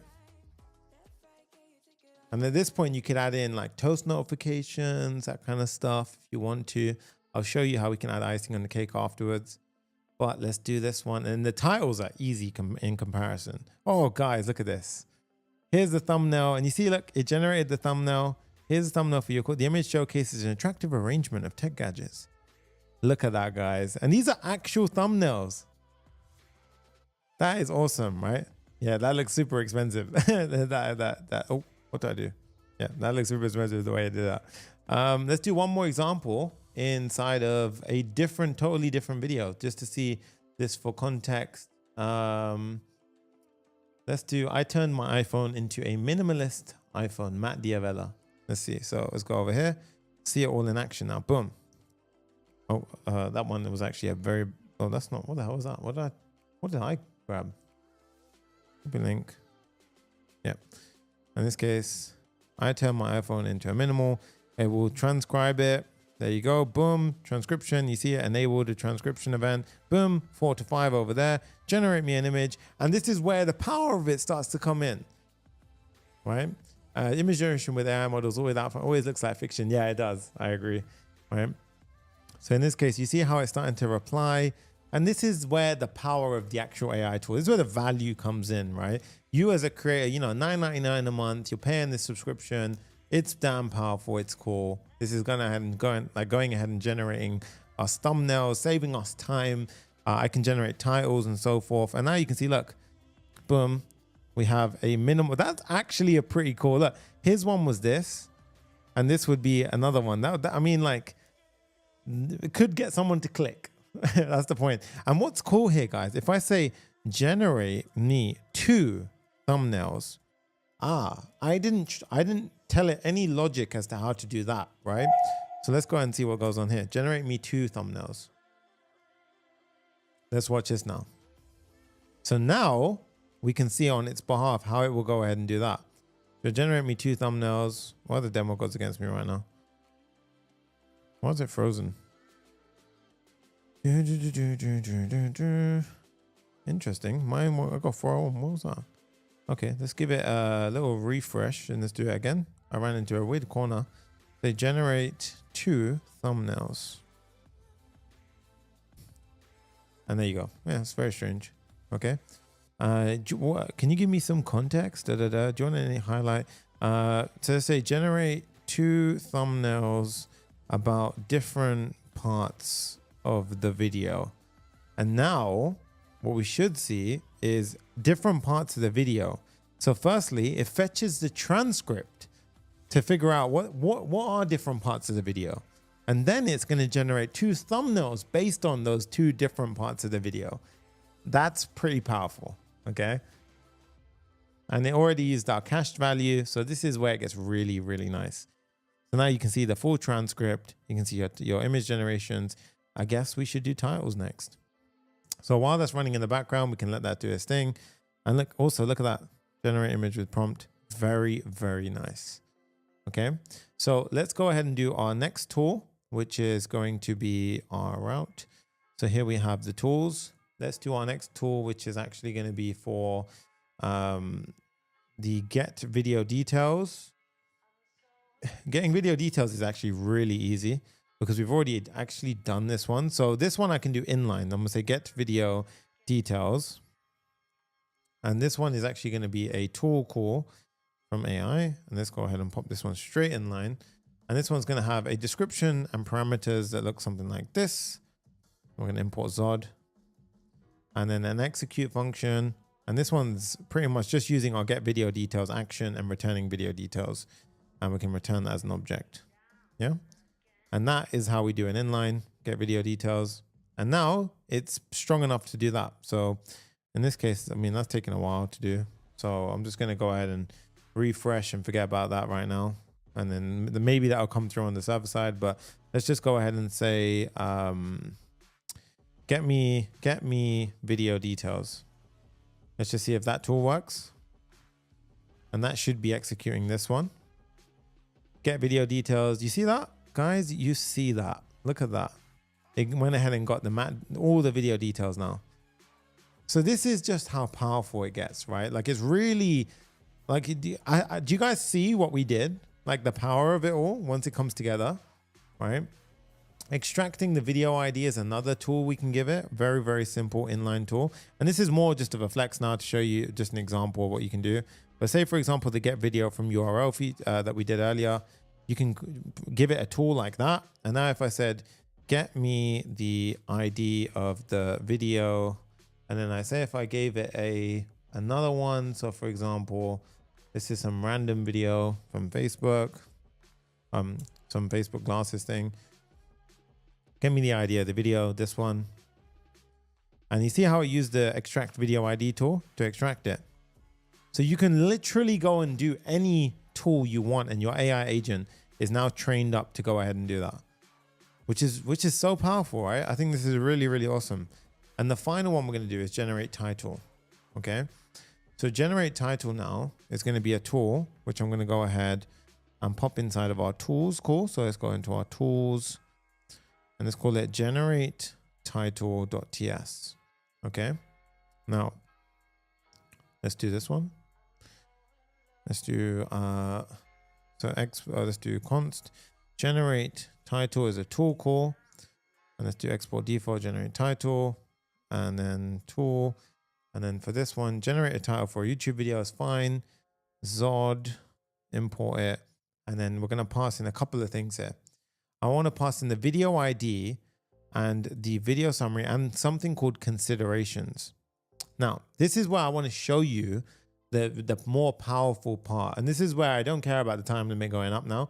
I want to show you something really interesting. The video ID is the ID to generate a title for. The video summary. Now, this is what I'm telling the model. In order to call this tool, generate title, you need to give it these 3 things. And these are what the 3 things that you should be asking about. And to get that information, it could use other tools to go ahead and get it. For example, getting the transcript and so forth, and also considerations. And the reason why this is good is because I could be like, get me a title, but make sure it's funny. And then the considerations will be, make sure it's funny. And then the summary of this video, it doesn't have a summary. So it'll go and fetch transcript. Then it'll summarize it, and then it'll use that as a parameter. So you see how an AI agent can use this stuff, right? So this is truly the agent part of it. Now, the next part is the execute function. And now this is where we have the generate title. And obviously this is wrong. This one is, let's just call it generate DB title. I'm just going to call it that. Or let's just say, let's call these ones title generation. Okay. Because we haven't created this function yet. So this will go ahead and do that. And then we need to create this. Okay. Now the title generation is going to be an action. So title generation.ts is going to be a server action. Use server. And now for this, we're going to take in the three things that we spoke about. The video ID and so forth, all this stuff. We're going to go ahead and get the convex client. And now I'm going to show you how you can use for example, OpenAI to, for example, go and get a completion. Now, why am I showing you this? Because you can use certain parts of models that are cheaper to solve certain parts of the question or the tool call. So you don't always have to use the same expensive tool. And I'll show you exactly what I mean by this. So let's go ahead and say, firstly, we're going to do our normal checks here. We're going to go ahead and do our user check, make sure the user's logged in. We're going to make sure we've got OpenAI with the API key. And then we need to get our client for later on. Okay, so this is our base at the moment. And now what I'm going to do is I'm going to have a try catch block, right? So a try catch. And I want you to really pay attention here because I thought this was very cool when I went ahead and did this for the first time. So we've got a simple error, but the main thing here is I want to go ahead and firstly, I'm going to console log, what I'm rendering out on the screen. So video summary, generating title and the considerations. So I can see that as I debug it. Then I'm going to go ahead and do the following. So I'm going to render out, I'm going to get a completion. Now here is the golden part. We can select our model from OpenAI. And now if you're aware of GPT-4 models and stuff like that, GPT-4 more expensive, GPT-4o mini, GPT-4o is relatively okay. But again, do we need the power of 4o? Maybe not for a title. We can use simply a mini, which is way cheaper. And now you see what's going on. I can go ahead and I can pass in the messages. I can pass a system prompt to this message, which is something like this. I can pass the first one. Your helpful YouTube video creator assistant that creates high quality SEO friendly, concise video titles. The user message, please provide one concise YouTube title or nothing else. Focus on the main points. It should be SEO friendly and 100 characters or less. Video summary considerations. And these are just new lines. Okay. And then I'm going to pass in a temperature and a maximum token. Okay. Now that will give us our response. So I can go ahead and get the title from that. So I can go ahead and say the title.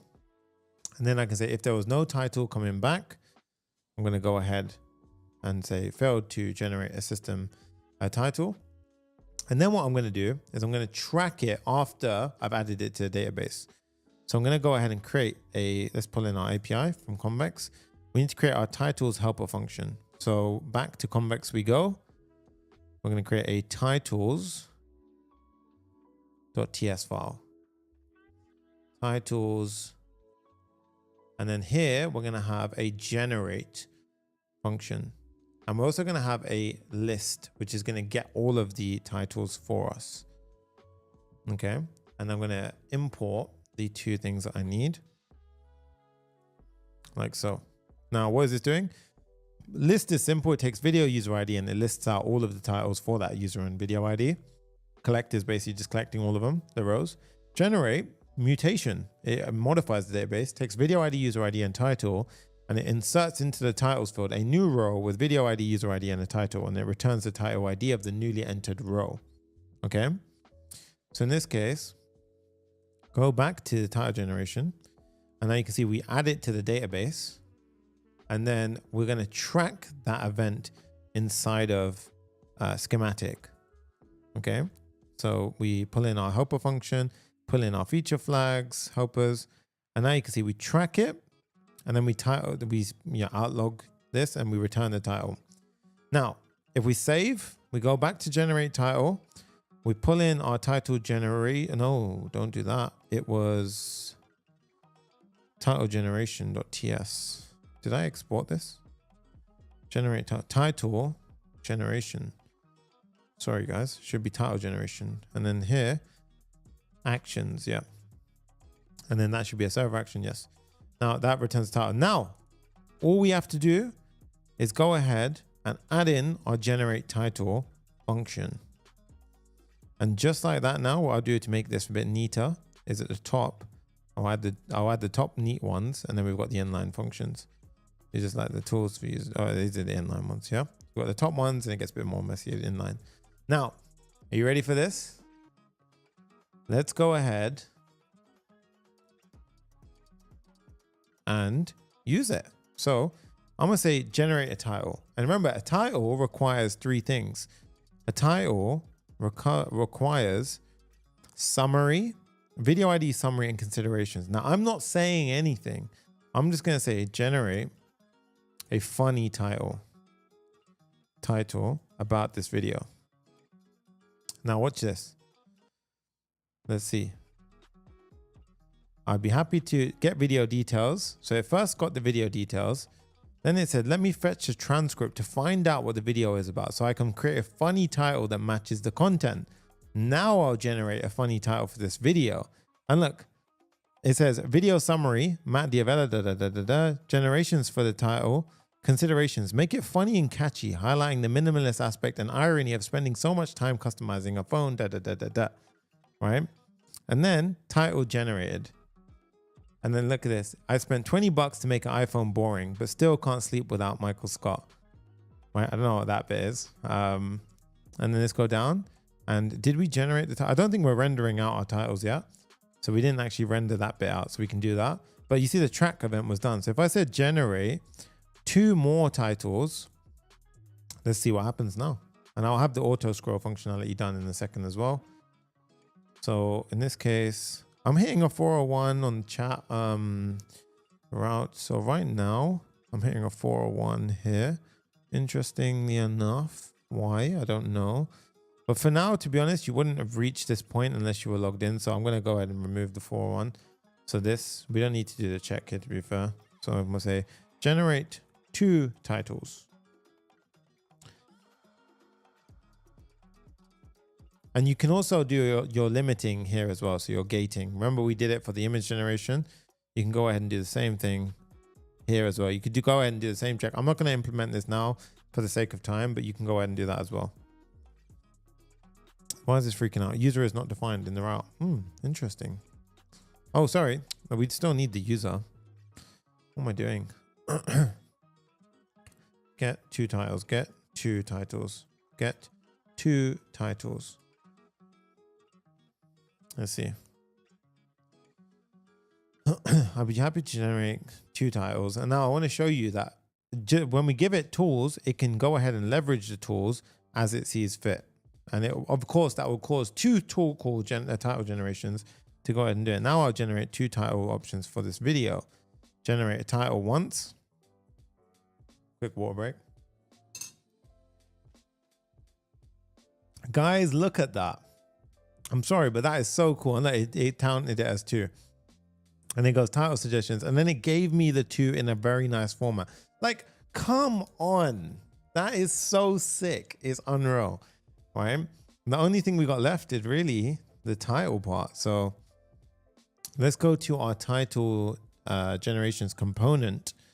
And here, so title generations, here I want to actually check a couple of things. So one, I want to check I want to get access to all of the titles. Now, how do we do that? Well, simple. We use the use query from Convex React. We pull in our API. We already created the list function. We pass in the user ID and the video ID, which we already have. And the titles should get fed through here. So now, boom, just like that. How clean was that? And this will go ahead and copy. And if I paste it, look at that. See, when you code well, things just work. Really, really nice. And if I say generate title now, generate a title for this video, I'm going to fix the scrolling element now as well. We should see in a second that this will hit 4 once this is done. Interestingly enough, I'm getting that weird bug. So maybe we'll fix that one afterwards. Sure, loom about that. But if I do this, generate title. And now you can see I'm happy to generate a title. First, let me get information. So it fetches all the information about it. And of course, what you can do is you could actually save this entire chat as history in the database and then, you know, refer to it that way, use caching and all that kind of stuff as well. But in this case, we're just starting fresh chat every time. And then generate title. And you can see that 3 right now. So let's see what it does.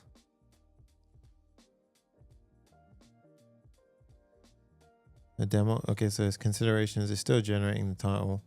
It's using 4.0 mini to do that. So interesting, taking a little bit long. Maybe mini is a little bit more stuck or something, but demo goes a bit against me right now. But yeah, there you go. I mean, it's definitely replying. It'll just maybe taking time, or maybe I'm stressing it a bit. But main thing is let's go ahead and figure out the is enabled. Did we actually did this already? Yeah, we did. We did the disabled part as well. And I believe we actually made it already look disabled. Yeah, so it was actually, yeah, so I think we're actually good, guys, by the way. But besides that little bug, so I'm going to just check. What's this? No message was provided. Get YouTube transcript. That's a very interesting bug I was getting, by the way. I want to check that one out. But let's go back to a starter plan, for example. Starter plan doesn't have access to another one of the things. So if I go back to starter plan doesn't have image generation. This is a bit of a glitch. We'll tell the guys about it. If you hit that point, just refresh the screen. But that will be fixed in a matter of like 24, 48 hours, honestly. If we go back to a video now, I'm going to go ahead and grab a video link. Let's go in here. And we can see, look, feature disabled, generate image. And if I try to manually do it, generate image, let's see what it does. I'd create an image, can you provide an image? Let's just say generate an image about this video. And it should, when it tries to access the tool, fail. So that it tries to get video. I mean, you could obviously try and get it before this point, but right now, again, prompt engineering would probably determine that. So in this case, let me generate an image based on the video content. Image generation, the user must upgrade. And you can see, look, going to manage plan, selecting an upgrade plan that includes image generation capabilities. Boom. There we have it, guys. Absolutely awesome, awesome stuff. Now that is pretty damn nice. Okay. That is very, very nice. So I think at that point, besides the toast notifications, but I think what might be cool is you can add the toast notifications if you want. Actually, you know what? I'll show you. Toast notifications are very easy to add. So what you want to do is shad cn, and then we're going to deploy it, and then we are good to go. So shad cn, we're going to use the Sonny, I believe we're using. So go down to Sonny, this one here, and you see these notifications, click, click, click. These ones, I'm going to go ahead and install this. Command J, pop it open, PM, add Sonny. And then I think J, after that, I think feature wise, we're all good.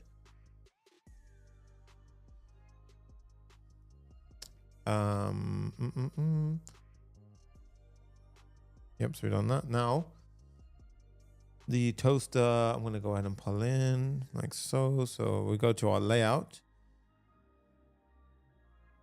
Toaster. Underneath the main, we're going to pop in the toaster. I'm going to put the position as bottom center for notifications, right? So if I go into, for example, the AI agent chat, right? Now, what I'm going to do is I'm going to create a use effect, which is triggering based off of the status, right? So inside the AI agent, what I'm going to do is where we have all these schematic flags, yeah, but underneath that, before we do the functions, I'm going to have a use effect. And this one's very easy, guys. I'll show you what we do. We pass in the status, and every time the status changes, I want it to go ahead and, change up what's shown on the screen. So we have a toast ID, which is going to represent what pops up. And then I'm going to have a switch statement, which basically is like responsible for if switch says submitted, it's going to show something and so forth. So if the switch on status is submitted, then toast, which we import from Sonny, which is our pop-up, we can go ahead and import the icons as well. Then this is going to go ahead and be agent is thinking and so forth, right? So I'm going to do the same thing for streaming error and ready. So in this case, we're going to have,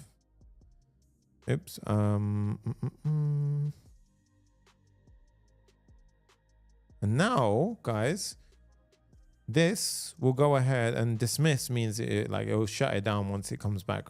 These are the different states, by the way, for status. So you can actually see this here. See that submitted and so forth. And it's obviously rolling them out as I've used them. So check this out. So watch this. So I say hello there. Boom, enter. Agent is thinking. Wait for it. Agent is replying. Nice. How are you? Agent is thinking. Agent is replying.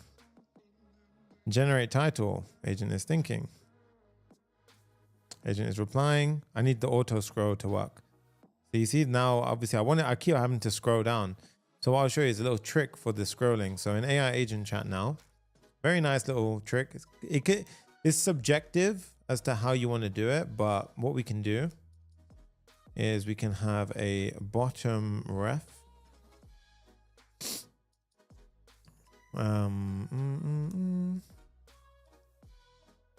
Yeah, so we have I'll show you two ways of doing it actually. So we're gonna have two references because we've got two parts of scrollable contents on the screen. We've actually got a left side and the right side. We have to do two approaches here to get that down the way we want it. So what I'll do is at the top, I'm gonna have two references. This is gonna be the scrolling to bottom logic, bottom ref and message ref. Now the bottom ref goes underneath the user message. So where is it? Underneath the user message, outside of all this. Boom. We just stick a reference at the bottom of the messages. So at the right at the bottom, there should be an invisible reference there. And then we have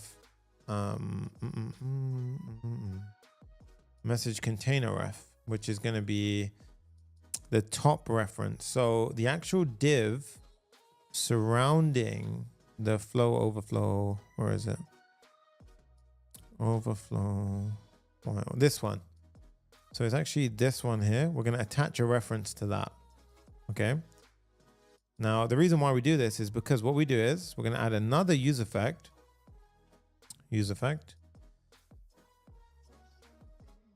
And when the messages change, I want this to fire off. And all this does is we check firstly if the references exist, then we go to the container reference, scroll top, and we basically just set message container ref current scroll height. And basically what it does is it's manually going into this container and scrolling to the bottom, right? So let's try it out. So if I was to type in hello. Oh, so this is I've got a weird bug here, to be honest, that I've noticed. I wasn't getting with mine. I'm going to check that out afterwards. Hello world. It happens only after a certain point. Strange. Maybe it's when I'm hot reloading. I'm not sure. Let's do generate script. You can see, let me create a screen. And now look, the scrolling works. Do you see how it's not scrolling the entire page, but it's only scrolling this part down? You see how it's doing it now? Boom. Yeah. Very nice. Very, very nice. Awesome. That's very cool. Okay. And then that's pretty much it, guys. That's solid. And this will go ahead and say upgrade if you ran out of tokens. Thumbnail generation, things get disabled based on certain things. And then of course, when you copy, we can also have one there. So that one's easy enough. Entire generations comment. Here we can have a toast. Success, copy to clipboard. And just like this now, boom, copy to clipboard. Simple as that. Guys, that is damn powerful. Let me know in the chat right now what you guys think of this build. But so far, you guys have seen it here first.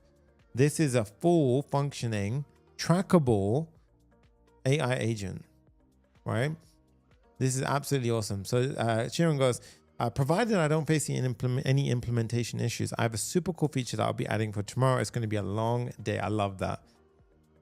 Absolutely love that. So in this case, I'm getting that error every time I'm hot reloading, I think.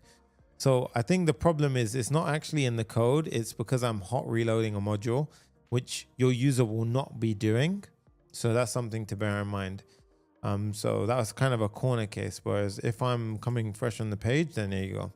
Whereas if I hot reload by saving a file and changing, then it seems to, you know, my user is not defined. So bit of a strange one, but that's what I can imagine it be.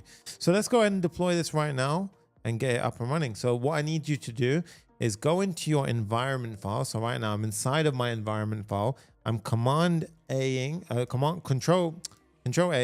Control C. I'm copying everything. I'm going to need that for later. Let's go ahead and do a deployment. So Vercel --prod. Again, you shouldn't really push the prod. I'm just going to say it there.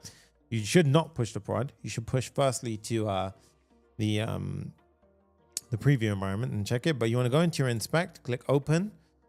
You want to go into the settings, environment variables, and those environment variables I just spoke about.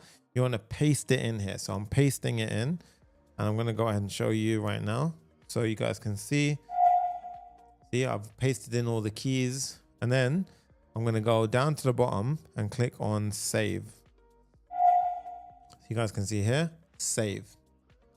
And then you can see it's going to go ahead and say you need to deploy again. So we go to deployments, go to the one that's currently building, cancel it. And then Vercel --prod. So let's do it again. Vercel --prod. Real men push the prod. I mean, you didn't hear it here. That's all I'm going to say. You didn't hear it here.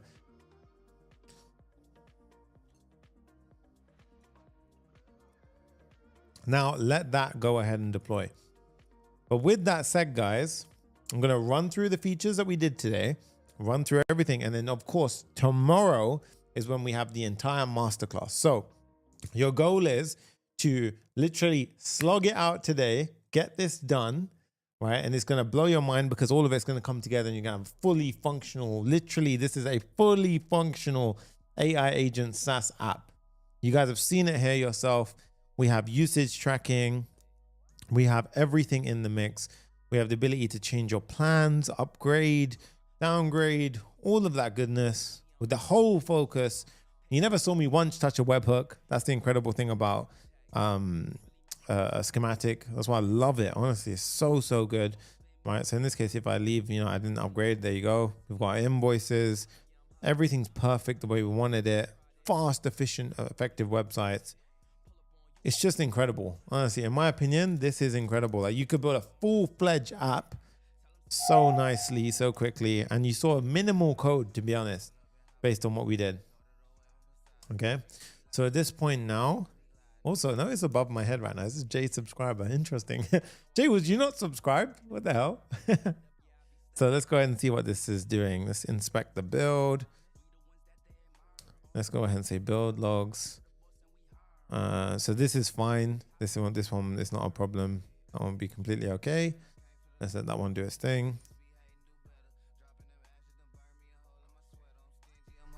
I know today was a bit of a longer one. So Jay said that wasn't him. So in this case, let that do its thing. Let it download. But otherwise, let me know so far what's been your favorite part of this build. I'm super curious.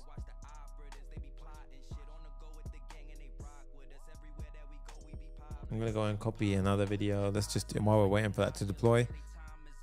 What's been your favorite part of the build so far?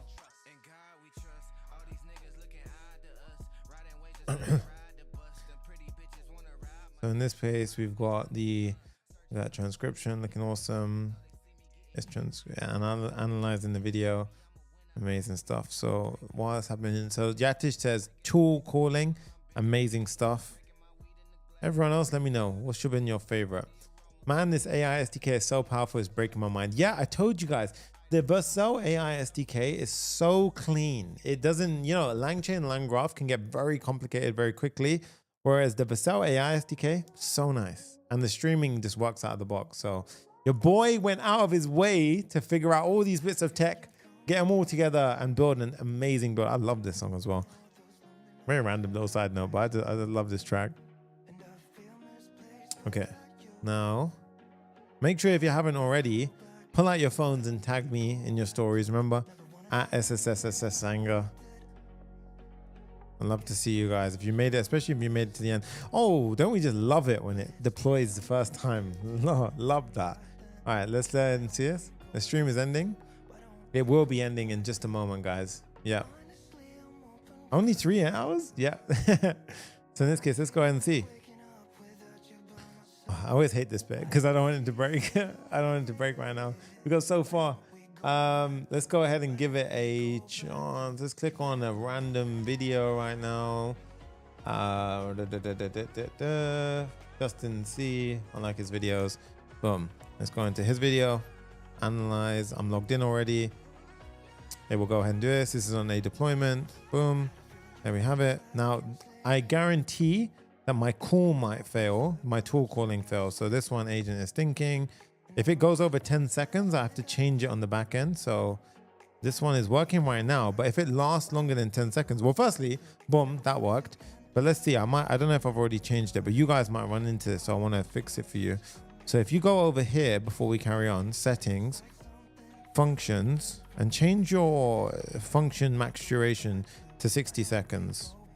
And that means that it can do the tool calls for longer. If your tool calling lasts longer than 60 seconds, obviously the free plan is going to break. You need to also redeploy to get that down. But very good news, guys. The deployment works, and there you have it. It's there, right? So boom, we have a working, someone goes, yes, do it. Max duration. Yeah, you want to change that. Otherwise, it'll cause you a right pain or trust me. Let's generate a title. Let's see if that works. Look at this. I'm happy to generate a title from you. Let's see if the 10 seconds errors out here. We'll see if it does, because it might actually error out at 10 seconds here. I wonder. Let's see. Well, it's doing it. Yeah, exploring Justin C's. Yeah, look at that, guys. Boom. We have it working with the tracking all down, nailed. So clean. I think I'm going to cue the song. I think we're there. I think we're at the end of the build today, guys. I think all you need to do now is go ahead, deploy it just like I did, and then copy your URL, head over to the University of Code or the description in the down below. You want to go to the SaaS challenge classroom module, go to day 4. Go ahead, go down here, submit your homework, click on this right now, either or. The viewing room is awesome because you can watch today's video.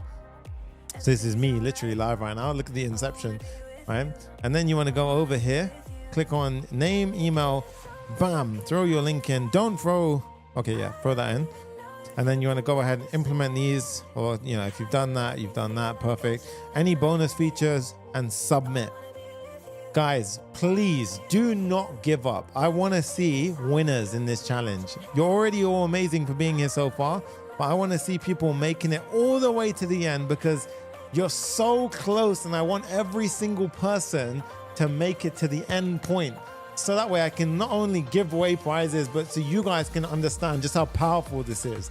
Because I want everyone to realize how crazy cool the tech is that we're at right now. And you have amazing tools helping you do amazing things, and the simplicity under it all, if you know what you're doing, is just incredible. Schematic for the payment processing, Clerk for the simplicity of getting the authentication up and running. Pair that with things like AI agents, with the fact that we can use multiple models like Claude 3.7, DALI, GPT-4o, GPT-4o mini. We used all of those different models inside of this AI agent. That's pretty damn cool. And 3.7 was orchestrating the whole lot. Everything is part of the homework. Submit it.